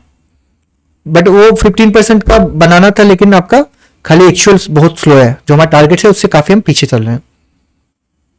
तो आप जब भी इसको वे फॉरवर्ड में लिखो या फिर कहीं पे लिखो तो हमारा 15% टारगेट है, खाली we are less than half ऐसे लिखो, ये एक्चुअल में हमारा लेस देन हाफ है, अभी हाफ भी रीच नहीं हो पाए 50% टारगेट के। ठीक है, वाइल्ड लाइफ कंजर्वेशन की बात करो तो ठीक है, ये तो जेनरिक टर्म्स हैं यहाँ पे। लखीमपुर खीरी का दुधवा नेशनल पार्क याद कर लो, इसके पॉइंट्स तो आप ऐसे ही लिख लेंगे। पोल्यूशन एंड एनवायरमेंटल इश्यूज, ठीक है, ये भी अगेन एयर पोल्यूशन कहाँ पे ज्यादा है वो आपको पता ही है, दिल्ली के आसपास वाले एरिया में ज्यादा पोल्यूशन है। ठीक है, जैसे गाजियाबाद में, नोएडा में देखो, लखनऊ में देखो कितना अच्छा है, दिल्ली से दूर है तो शांति है। दिल्ली के आसपास गाजियाबाद नोएडा में सब पोल्यूशन काफी हाई है।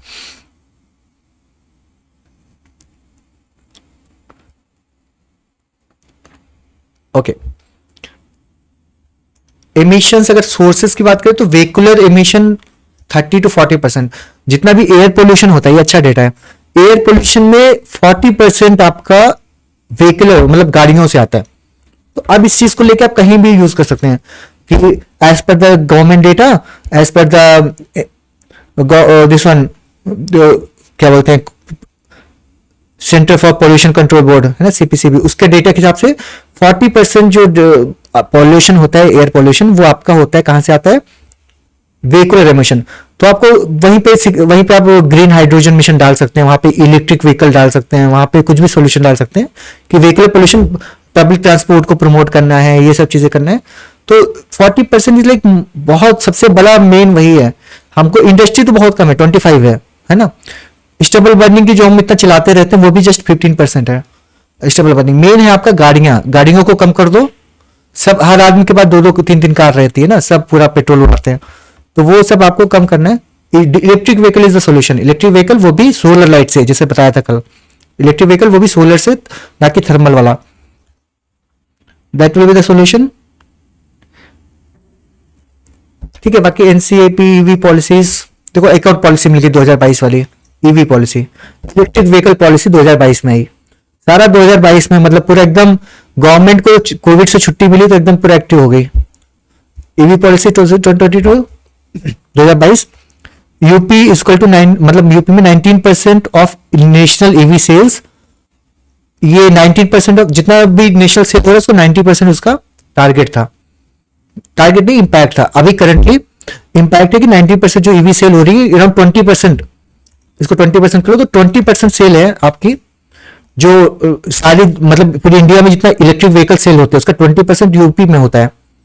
ठीक है, अब आपको दिखे भले ना, लेकिन 20% है इंडिया के। वाटर पोल्यूशन, ठीक है, यहां पे लिख लेना ग्राउंड वाटर पोल्यूशन, इसमें ज्यादा डेटा नहीं है। ग्राउंड वाटर पोल्यूशन में अटल भूजल भूजल योजना इंपॉर्टेंट है। यहाँ पे 10 वाटर स्टेट डिस्ट्रिक्ट मतलब आइडेंटिफाई किए गए हैं। ओके, प्लास्टिक पोल्यूशन कितना है, प्लास्टिक वेस्ट कितना निकलता है, आप लिख सकते हैं 3 lakh metric tonne per year या around 4 lakh metric tonne per year. ये मेन इंपॉर्टेंट है। रिसाइकलिंग रेट लेस देन 30% है। जो आपका जैसे आपका जितना भी बनता है उसका लेस देन 30% ही रिसाइकिल होता है। तो आप इसको नंबर ये वाला ऊपर वाला भले ना लिखें, ये वाला हमेशा लिखना, कहीं भी निगेटिव लिखना है आपको प्लास्टिक का। तो प्लास्टिक वैसे भी रिसाइकिल करना मुश्किल होता है, मतलब कि आपका डिग्रेड तो होता नहीं और रिसाइकिल भी होता नहीं है, तो आपका क्या होता है, ऐसे ही पड़ा रहता है वो।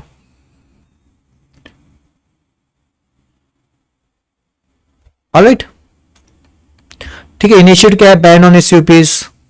एसयूपी क्या होता है, सिंगल यूज प्लास्टिक। ठीक है, 2022 में, अगेन 2022 उसी साल में जब सारी चीजें आई, कोविड खत्म हो, तो सिंगल यूज प्लास्टिक पे भी बैन कर दिया। मुझे तो लग रहा है कि 2022, आपको कुछ भी याद नहीं आ रहा हो तो 2022 लिख दो वहां पे, ठीक है, कहीं ना कहीं वो ठीक हो जाएगा।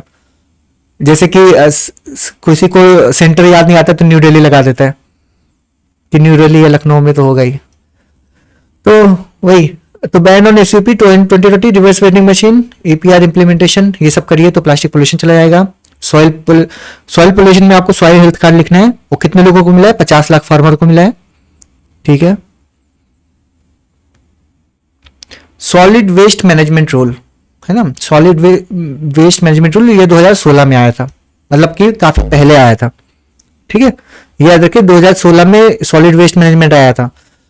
तो जो सिंगल यूज प्लास्टिक वगैरह तो 2022 में बैन हुआ। सॉलिड वेस्ट मतलब बहुत पहले से, जो कूड़ा कचरा जो था वो बहुत पहले से था, 2016 में बना लिया था उसका रूल। ठीक है। केस स्टडी कानपुर टेनरीज, ठीक है, industrial pollution, alright.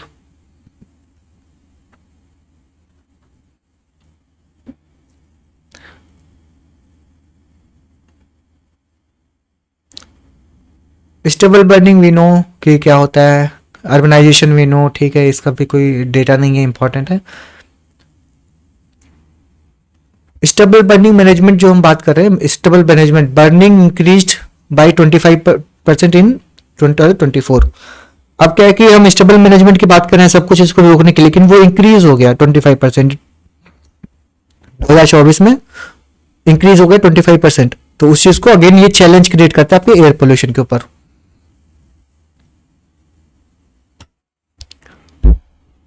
UP pollution control board, ठीक है, ये का एस्टैब्लिश हुआ फैक्चुअल इंफॉर्मेशन 1975 में, जब इमरजेंसी हुई थी तो उसी समय आपका पोल्यूशन कंट्रोल बोर्ड बन गया। ठीक है, तो इमरजेंसी से रिटर्न कर लो। और 1975, और इसका क्या इंपॉर्टेंट है, आज अभी कौन सा साल, 2025, राइट। 2025 में कितना, 50 साल पूरे हो रहे हैं इसके, 50 साल पूरे हो रहे हैं। ये इसका सीधे सीधे पूछ लेंगे कंट्रोल बोर्ड का क्या फंक्शन है, क्या चीजें हैं, वो सब। तो this is very very important. 50 साल। लीगल फ्रेमवर्क, वाटर एक्ट 1974, ये सब काम आते हैं। वाटर एक्ट पे काम करता है, एयर एक्ट 81 उस पर काम करता है, और ईपीए 1986 उसके ऊपर काम करता है, इन्वायरमेंटल प्रोटेक्शन एक्ट। हेडक्वार्टर कहाँ है, गोमती नगर लखनऊ में। सीपीसीबी ये सब कनेक्टेड है। ठीक है। चैलेंजेस, इश्यूज, ठीक है। Air quality index is more than 300 इन गाजियाबाद कानपुर, तो ये आप यहाँ पे ये डेटा लिख सकते हैं। बाकी तो ठीक है। Weather forecasting in UP, okay, weather heat waves, ठीक है, there is nothing much data in this.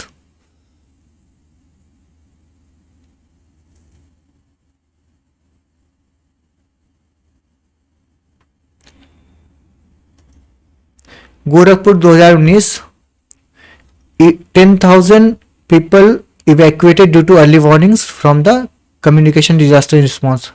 इसको आप यहाँ पे अच्छे एग्जाम्पल की तरह लिख सकते हैं गोरखपुर में। और हीट वेव में बलिया में 2023 में अराउंड 40-50 लोग मर गए थे, तो उसका एग्जाम्पल भी आप हीट वेव में लिख सकते हैं। Around 50 people died because of the heat waves, तो उसका एग्जाम्पल आप ऐड कर सकते हैं बलिया वाला। बाकी ठीक है। हैबिटेट एंड इकोसिस्टम्स, अगेन ये फ्लोरा फाउना थ्योरी चीजें हैं, आप इसको पढ़ लेना। बहुत थ्योरी की बहुत ज्यादा उतना मतलब आपको याद रहेगा वो चीजें, आप लिख पाओगे पॉइंट्स। ठीक है। अगेन स्टेट फॉरेस्ट रिपोर्ट, वही सेम डेटा यहाँ पे। Aquatic ecosystems,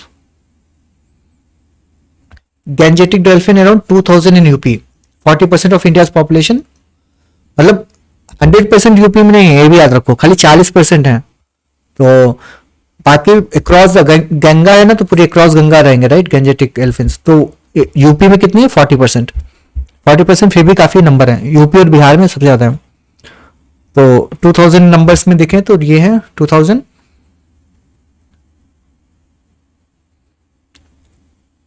flora fauna with reference to UP. ठीक है। अगेन वही सेम चीजें, नील गाय और ये सब जो आपका इंडेंजर्ड स्पीसीज प्रीलिम्स में पढ़ा था, वो सब पॉइंट्स यहाँ पे लिख लेना। बाकी इसके क्वेश्चंस पे ज्यादा डिपेंड करता है, किस तरह का क्वेश्चन है, उसमें आपको कैसे यूज करना है। डेटा यहाँ पे क्या है, ये डेटा याद रखो। नेशनल पार्क 1 है Dudhwa, tiger reserves, wild life sanctuaries, conservation reserves. Tiger reserve 4 हैं, वाइल्ड लाइफ सेंचुरीज 26 हैं, कंजर्वेशन रिजर्व 11 है। Flagship programme project tiger, Namami Gange, सारस मित्रा। ठीक है। सारस मित्रा ये थोड़ा नया है। ठीक है। Namami Gange project tiger विनो।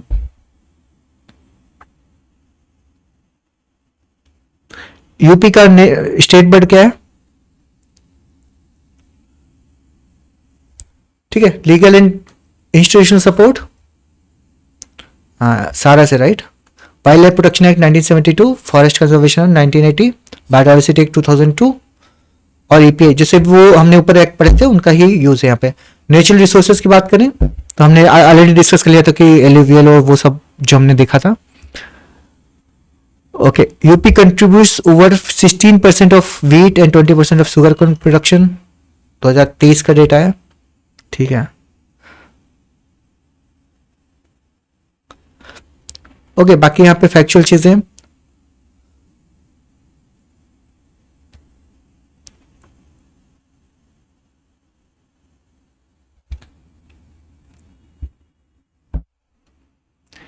Water resource in UP. ठीक है। वाटर प्रोफाइल की बात करें तो सरफेस वाटर, अगर सरफेस वाटर की बात करें तो 15% ऑफ गंगाज बेसिन जो है उसमें surface water, 21 BCM per year, 85% drinking में, 71% जो ग्राउंड वाटर होता है, 85% ड्रिंकिंग में यूज होता है, 78% फॉर इरिगेशन। इरिगेशन का 78% ग्राउंड वाटर है। इसको एक बार देखना पड़ेगा कि इरिगेशन के अंदर 78% ग्राउंड वाटर है, but it's very high number. Surface irrigation कम है, mainly ground water, because of tubewell सबसे ज्यादा यूज होते हैं ना, तो ट्यूबवेल के उसकी वजह से वॉल्यूम में देखना पड़ेगा। Major rivers, water bodies. ठीक है। अगर आपको नहीं याद आता है तो आप ये लिख दो कि ग्राउंड वाटर यूज होता है mostly because of the tubewells, है ना। रिवर सरफेस इरिगेशन काफी कम है। तो Ganga basin irrigates around 50% of farmland. ठीक है। लेक रिजर्वायर, ठीक है। ओके।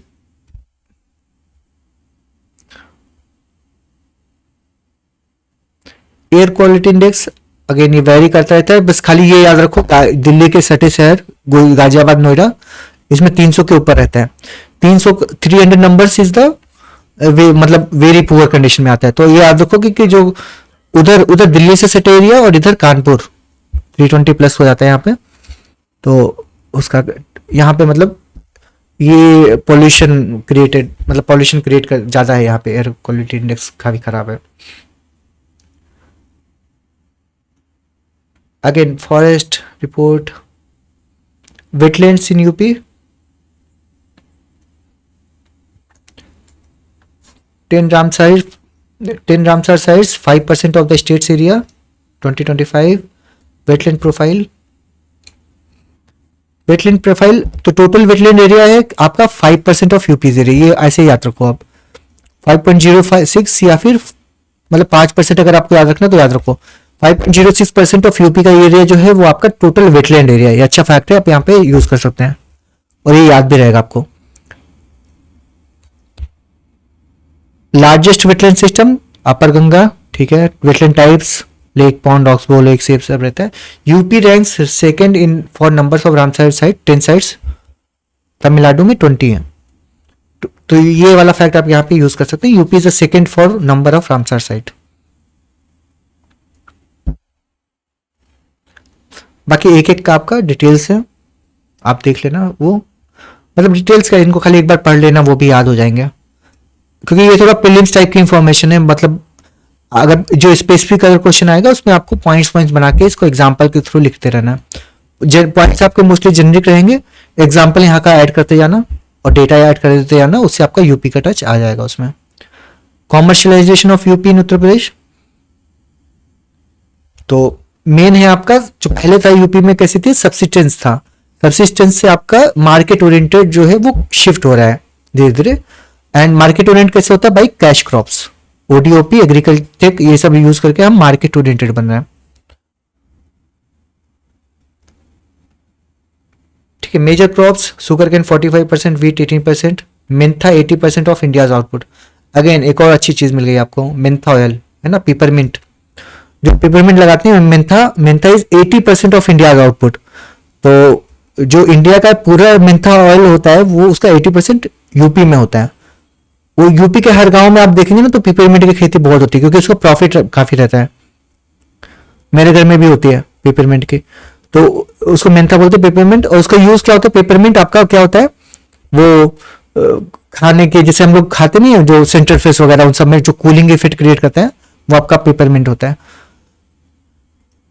ओके, ठीक है। बाकी हो गया आपका हिस्टोरिकल फेजेस, ये तो सबको पता ही है। डेफिसिट है आपका 30% रेनफॉल डेफिसिट इन 2023 में, 60% ग्राउंड वाटर डिप्लीशन इन बुंदेलखंड में। तो बुंदेलखंड में जो 60% ग्राउंड वाटर है वो डिप्लीट हो चुका है, ऐसे करके आप यहाँ पे लिख सकते हैं। 2023 में रेनफॉल डेफिसिट था, मतलब कभी दिखा सकते हैं कि सडनली कितना डेफिसिट हो जाता है। तो 2023 में 30% कम बारिश हुई थी। ओके, ऑर्गेनिक फार्मिंग पॉलिसी एक और 2022 का मिल गया, 2022 का मिल गया। ऑर्गेनिक फार्मिंग पॉलिसी भी 2022 में आई थी,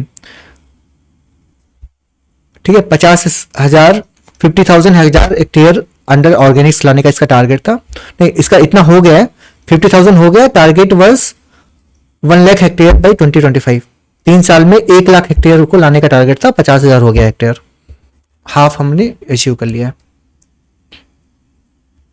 FPO and contract farming, welfare schemes, climate adoptions, ठीक है। केस स्टडीज काफी सारी हैं, इस गुड, आप इनको याद कर लेना। क्रॉपिंग पैटर्न की बात करें तो क्रॉपिंग पैटर्न क्या है आपका, सबसे ज्यादा क्या होता है आपका, शुगर केन, राइट, 45%। तो क्रॉपिंग पैटर्न आप यहाँ पे पाई चार्ट भी बना सकते हो। शुगर केन 45% है, फिर आता है आपका वीट 30%, राइस 23%, पल्सेस ये सब आते हैं बाद में। शेयर इन जीसीए है ना, जीसीए मतलब आपका जो एग्रीकल्चर का जो ग्रोथ होता है उसमें, ठीक है, उतना इंपॉर्टेंट नहीं है, बस एरिया आप इंपॉर्टेंट याद रखो। इसमें जीसीए में अगर हम सबसे ज्यादा देखें तो राइस का वीट का सबसे ज्यादा कंट्रीब्यूशन है, तो wheat GCA 38%। Okay,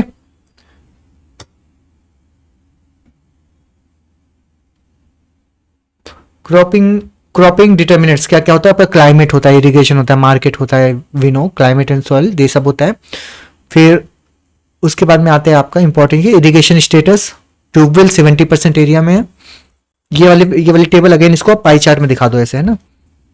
70% tubewell, 70% tubewell है, देखो इसको भी 71% ट्यूबवेल, 70% आपका फॉसिल फ्यूल, 70% आपका कल्टीवेशन लैंड, 70 डेटा, 70 और 2022 काफी रिपीट हो रहा है, ठीक है, बार बार 2022 70 आ रहा है। तो tubewell 71%, canal 20%, micro irrigation micro irrigation आपको ये याद रखना है कि 6.5 लाख हेक्टेयर में होता है, क्योंकि माइक्रो इरिगेशन के क्वेश्चन आ जाते हैं, स्प्रिंकलर क्या हुआ, वो कहाँ पे कितना यूज होता है, तो इसको आप सीधे परसेंटेज के बजाय हेक्टेयर में लिखो, 6.5 लाख हेक्टेयर, है ना। इतने हेक्टेयर में हम अपना माइक्रो इरिगेशन यूज करते हैं। अब उसके अंदर स्प्रिंकलर, ड्रिप सब आ जाता है। फिर मैकेनाइजेशन एंड टेक्नोलॉजी, ये भी आपका टॉपिक है यहाँ पे। 32 लाख ट्रैक्टर हैं, 30%। अब 32 लाख ट्रैक्टर उतना इंपॉर्टेंट नहीं है, मेन इंपॉर्टेंट है ट्रैक्टर की वजह से 35% एफिशिएंसी बढ़ती है, ये ज्यादा मेन इंपॉर्टेंट चीज है। ट्रैक्टर से 35% एफिशिएंसी इंप्रूव हो रही है। हार्वेस्टर से 40% हार्वेस्ट टाइम रिड्यूस होता है। स्प्रिंकलर से, अब ये सब में देखो यहाँ भी कॉमन है, 40-50 के बीच में घूम रहा है, तो 30 ट्रैक्टर से 40% एफिशिएंसी, हार्वेस्टर से 40% टाइम रिड्यूस हुआ, ड्रिप इरिगेशन से 40% वाटर सेव हो रहा है, तो कॉमनाइज कर दो, तीनों को 40 कर दो, कोई फिक्स डेटा तो है नहीं, तो आप सीधे मतलब हार्वेस्टर 40% टाइम रिड्यूस करता है, स्प्रिंकलर से 40% वाटर सेव होता है, ट्रैक्टर से 40% एफिशिएंसी इंप्रूव होती है। ठीक है, इजी हो गया। अब ड्रोन 25% है, रिड्यूस होता है आपका पेस्टिसाइड वेस्टेज, मतलब आपका ड्रोन को यूज करके 1/4 आपका पेस्टिसाइड बचा लेता है ड्रोन, और खासकर वो ड्रोन दीदी जो रहती है ना, ड्रोन दीदी जो है वो आपका 1/4 पेस्टिसाइड वेस्ट बचा लेती है।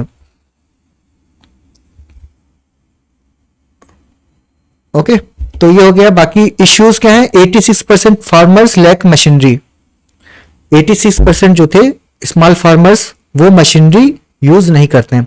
86 कहीं और भी आया था ना, ऊपर ऊपर कहां पे आया था 86? Less than 15% use agro advisory apps, Bundelkhand 30% lower productivity. ठीक है, करेक्ट, अरविंद कुमार ने बताया, वेरी गुड। 86 जो हमने देखा था 70% में कल्टीवेशन होता है, उसके जो 70% कल्टीवेशन होता है, उस कल्टीवेटेड एरिया के 86% में इरिगेशन होता है। ठीक है, और उतने ही 86% आपके स्मॉल फार्मर लैक मशीनरी। तो ऐसे आप डेटा एक नंबर याद करके थोड़ा रिकॉल करेंगे ना, तो बहुत बहुत इजीली आप लिख पाएंगे। फिर मुझे तो लगता है काफी सारा डेटा तो आपको ऐसे ही याद हो गया होगा। अभी नहीं भी याद आया तो आपको आइडिया मिल गया कि कैसे 2022 चिपकाना है, कैसे 70% चिपकाना है। ठीक है, एग्रो मार्केटिंग रिफॉर्म्स। ठीक है, एग्रो मार्केटिंग रिफॉर्म्स में आपका एग्री मार्केटिंग रिफॉर्म्स, ई नाम, कॉन्ट्रैक्ट फार्मिंग। ई नाम से देखेंगे तो आपका ये वाला इंपॉर्टेंट डेटा है कि ई नाम से क्या हुआ कि आपका 20% प्रॉफिट इंक्रीज हो गया। रेंज में आप थोड़ा सा बड़ा मोटा नंबर याद रखिए जो आपको याद रहे, और खासकर अच्छी चीजों में इन्फ्लेटेड नंबर लेके चलिए। तो 40% आप बोल सकते हैं कि 20% प्राइस इंक्रीज हुआ ई नाम से। ठीक है, मार्केट से 20% ज्यादा प्रॉफिट मतलब फार्मर्स को मिलने लगा।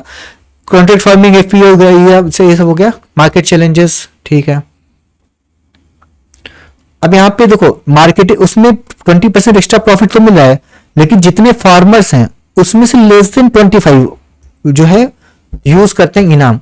75 अभी भी सीधे जाके मंडी में बेच के आते हैं, इनाम वगैरह यूज नहीं करते हैं। ठीक है, less than 20% is direct sale. ठीक है, ओके, क्लियर है यहां तक? समझ में आ रहा है आपको? Agro forestry and social forestry in Uttar Pradesh. Agro forestry क्या होता है? जहां पे ट्री क्रॉप्स लाइफ स्टॉक सब साथ में करते हैं। सोशल फॉरेस्ट्री क्या है? कम्युनिटी लैंड में करते हैं। यूपी का फॉरेस्ट कवर, ठीक है। Agro forestry types, silviculture, this one 60% of plywood industry comes from this. 60% of India's plywood comes from यूपीज popular based agro forestry. तो एग्रो फॉरेस्ट्री का जो मैंने इससे दिया था, मैं किसी के इससे में एक भी प्लांट का नाम नहीं देखा। यूकेलिप्टस लगाते हैं सबसे ज्यादा, पॉपुलर यूकेलिप्टस वगैरह है ना। तो यूकेलिप्टस बेल्ट यहाँ पे देखो, यूकेलिप्टस, इसका स्पेलिंग याद रख लो। यूकेलिप्टस जो है, यूकेलिप्टस का जो बेल्ट है वो बहुत क्या बोलते हैं, यूपी में सबसे ज्यादा वही मिलता है एग्रो फॉरेस्ट्री में। तो इसकी पूरी बेल्ट है बहराइच में, और ये विंड ब्रेक का भी काम करती है, ठीक है, सॉइल इरोजन को रोकती है, विंड ब्रेक का भी काम करती है, तो आपके पॉजिटिव साइड भी लिख सकते हैं। यूकेलिप्टस स्पेलिंग याद कर लो, यूकेलिप्टस, इसको आपको यूज करना है आंसर में। ये आपका एग्रोफॉरेस्ट्री का मेन है, बाकी इश्यूज बैम्बू, यूकेलिप्टस, ये सब आपकी फार्म फॉरेस्ट्री में आ जाती हैं। ओके, फार्म डिफरेंस हो गया, सोशल फॉरेस्ट्री एम्प्लॉयमेंट हो गया। Agriculture in UP, UP agree export policy 2022, industrial investment policy 2022, okay, कृषि ऋण मंचन योजना, मोचन, ऋण मोचन, ओके, ऋण ऋण लिखा हुआ है, मुझे वो ऋण है, मतलब जो डेट होता है, डेट जो माफ कर देते हैं ना, वो वाला डेट वेवर, ऋण मोचन, ठीक है, कृषि ऋण मोचन योजना, डेट वेवर योजना, ठीक है। मुझे वो, मैं वो सर्फ एक्सेल वाला ऋण समझ रहा था, तो ये कौन सा ऋण आ गया यहाँ पे, ठीक है, तो ऋण है वो।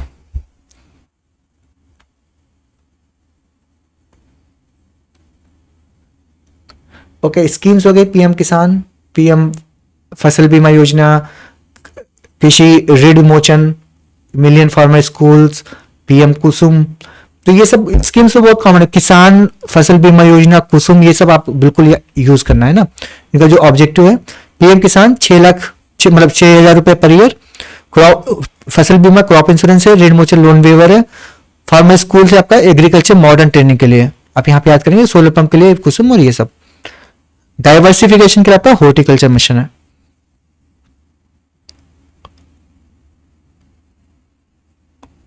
ग्रीन रिवोल्यूशन है ना, ग्रीन रिवोल्यूशन, इसका पॉजिटिव आउटकम है, तो ये नंबर भी याद कर लो, 1200 से 2500 केजी पर हेक्टेयर हो गया, मतलब डबल हो गया। तो आप लिख सकते हैं कि जो इसका पॉजिटिव आउटकम ग्रीन रिवोल्यूशन क्या हुआ कि व्हीट यील्ड जो था, गेहूं की जो पैदावार थी, वो डबल हो गई, 1200 से 2400। तो आप इसको नंबर याद भी नहीं है, तो आप इसको खींच लीजिए, पहले जितना होती थी उससे डबल हो गई with in during the green revolution period. Climate change, ठीक है,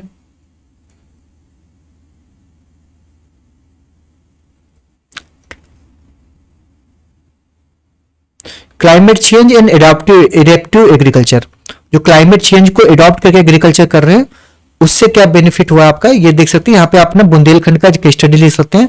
इस वाले एडॉप्शन से आपका क्या हुआ, यील्ड जो था वो 10 से 22 क्विंटल पर हेक्टेयर हो गया, और माइग्रेशन अराउंड 30% माइग्रेशन होता था, उससे रिड्यूस होकर 12% माइग्रेशन हो गया, तो माइग्रेशन हाफ हो गया, यील्ड जो था वो डबल हो गया।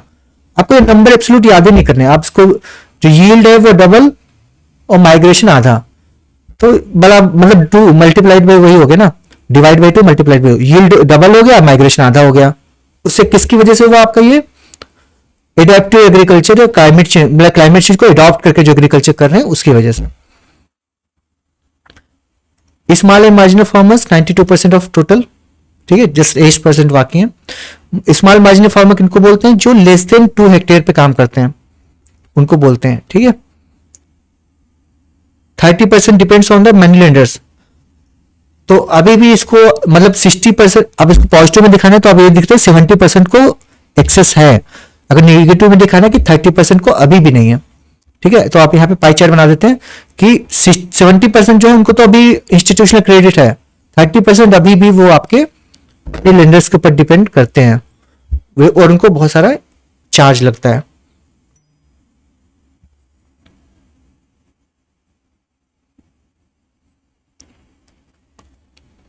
ठीक है, land fragmentation, agriculture technology and agriculture export. 92% of farmers are small and marginal. Average land holding in UP is 0.9 hectare, ये अच्छा डेटा है। एवरेज लैंड होल्डिंग साइज कितना है, 0.9 हेक्टेयर, और इंडिया का कितना है 1.08 हेक्टेयर, तो अराउंड 0.18 का फर्क आ जाता है, ठीक है, 0.18 का फर्क आ जाता है, तो 0.9 और 1.08, तो ये याद रखिए। 6.5% increase in the fragmental land holding between 2015 से 21, तो जो फ्रेगमेंटल लैंड होल्डिंग वो इंक्रीज हो रही है 6% अराउंड 6.5% इन 6 ईयर्स। इसके बीच में कितना 6 साल में 6% इंक्रीज, ऐसे करके भी याद कर सकते हैं। 15 से 21 के पास के 6 साल और 6% इंक्रीज होगा आपका फ्रेगमेंटेड लैंड हो जाएगी। अब इश्यू क्या है, प्रॉब्लम क्या है, फ्रेगमेंटेड जो प्लॉट्स होते हैं वो 20 से 30% लेस यील्ड होता है उनका। 6 साल में 6% इंक्रीज हुआ, 5 से मल्टीप्लाई किया तो हो गया आपका 30, तो मतलब 30% लेस यील्ड होता है। ठीक है, 6% ऐसे करके आप याद कर सकते हैं कि उसमें वो हो गया। Land reforms, UP land consolidation act बहुत पहले आ गया था 1953 में। लैंड होल्डिंग लिमिट लग गई थी 3 साल बाद ही, उसके कंसोलिडेट किया, फिर देखा उससे काम नहीं हो रहा तो 3 साल बाद उन्होंने लिमिट वाला एक्ट लेके आ गए, और उसके बाद फिर अगेन दोबारा रिफॉर्म एक्ट में अमेंडमेंट लेके आए 82 में, कोऑपरेटिव फार्मिंग को प्रमोट करने के लिए। फिर डिजिटल लैंड रिकॉर्ड से अभी रिसेंटली आया है, काफी इंपॉर्टेंट है, काफी इफेक्टिव है, काफी चीजें इंप्रूव हुई हैं भूलेख पोर्टल से। ई कोड फॉर लैंड डिस्प्यूट्स, ठीक है।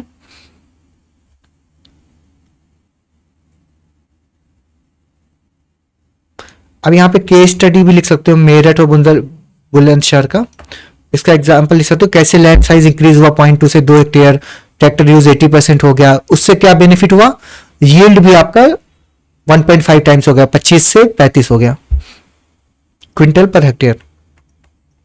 Technology in agriculture, all right, cold chain 2022-23 का एक्सपोर्ट था 22,000 करोड़ फ्रॉम यूपी अपेडा के हिसाब से, 1000+ रजिस्टर एक्सपोर्टर हैं।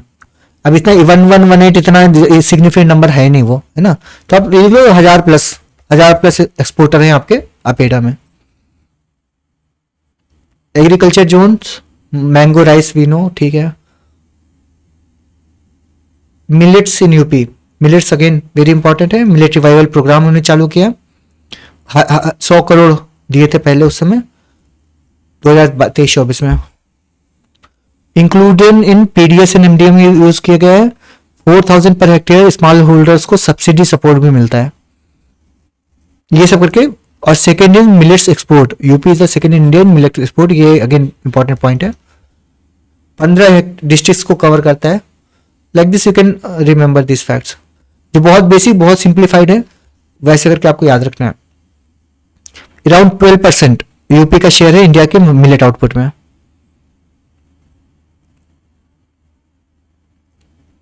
Development indexes of UP,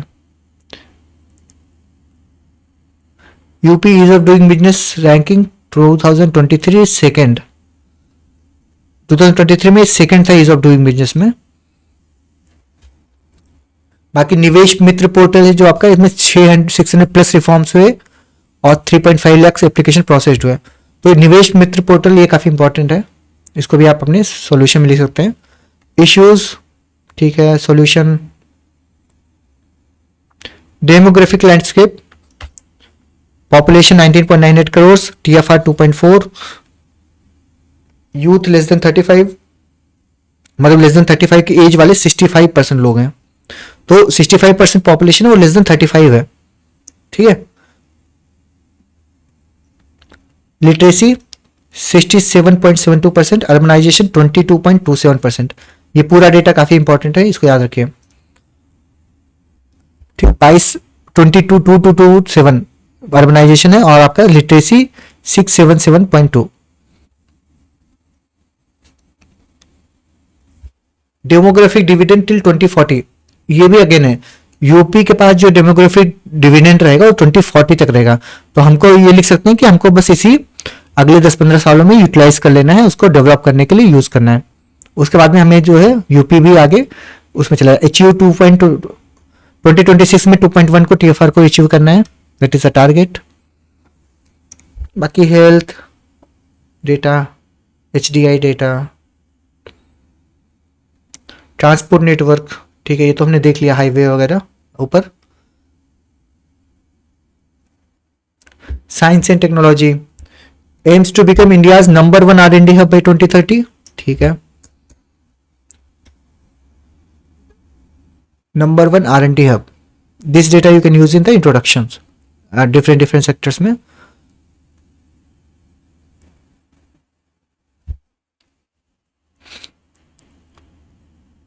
digital infrastructure second India, ये डेटा आप यहाँ पे याद कर सकते हैं।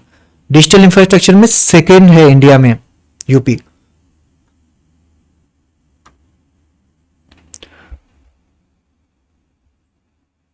मतलब टारगेट है कि 5 लाख यूथ को ट्रेन करेंगे हम एआई और मशीन लर्निंग में।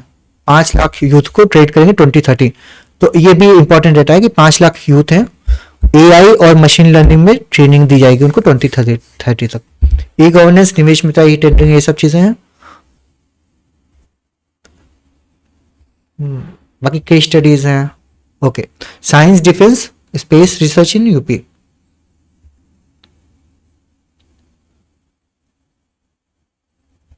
डिफेंस टेक्नोलॉजी की यूनिट्स, ठीक है। बाकी इसमें बहुत ज़्यादा सिग्निफिकेंट डेटा नहीं है, और जो भी है भी आपको बहुत सिंप्लीफाई, जितना आप यूज़ कर सकते हो उतना ही देखिए। Fish production area under aquaculture 2.43 lakhs।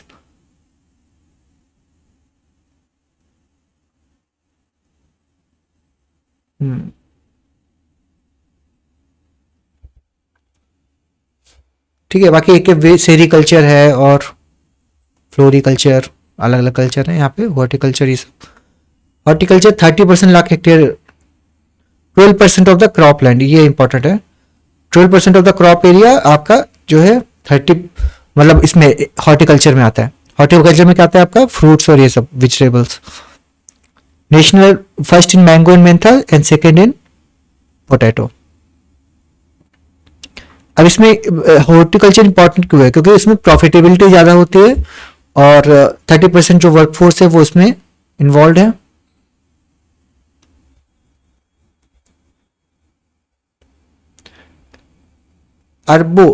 अर्बोरिकल्चर and urban forestry, ठीक है। Urban forestry again is very important. PPP in Uttar Pradesh, यहाँ पर लास्ट टॉपिक है पीपीपी इन उत्तर प्रदेश। इसका क्वेश्चन नहीं आया हुआ है तो इसको अगेन अच्छे से पढ़ के जाइएगा। पीपीपी मॉडल्स थोड़ा सा देख लेना, वैसे पहले नहीं आता, मे भी पूछ लें। पीपीपी क्या होता है, की catalyst of infrastructure development. Basically क्या होता है, पब्लिक और गवर्नमेंट और पीपल का पार्टनरशिप, पब्लिक का और प्राइवेट का। Early phase pre 2000, then expansion phase 2000 से 2017, हाई ग्रोथ वाला 2017 से प्रेजेंट। तो 2020 और 2017 वाज द कट ऑफ। 2020 मतलब अभी जो फेज चल रहा है वो हाई ग्रोथ का फेज चल रहा है 2017 के बाद से। तो ये आप याद रखिए, 2017 से बाद से आपका हाई ग्रोथ फेज चल रहा है पीपीपी में। तो अगर आपको इसको दिखाना है तो आपको डिफरेंट फेजेस दिखा सकते हैं, और डिफरेंट फेजेस दिखाने वाला डिफरेंट डायग्राम्स होते हैं। आप ये वाला डायग्राम दिखा दो, यहाँ पे आराम से ऐसे बना दो। यहाँ दिखा दो कि लो फेज 2000 तक, फिर यहाँ पे आपका मिडिल फेज आ गया 2017 तक, और अभी करंट में आपका हाई फेज चल रहा है।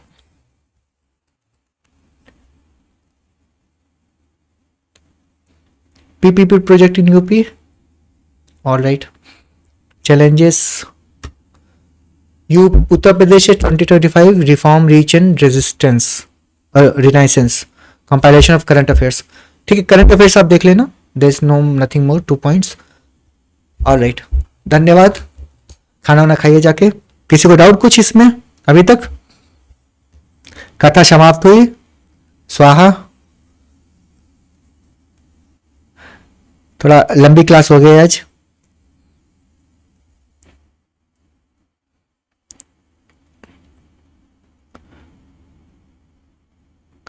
इतने सारे लोग बेचारे अभी तक, नंबर काम आएगा, एफर्ट्स, ठीक है। Thank you everyone. बाकी आप लोग बस इसको, अब आपको आइडिया आया कुछ कुछ नंबर्स का, आप अपना एक बार रिवाइज कर लेना, then it will help you, ठीक है। Thank you everyone, good night, take care, bye bye.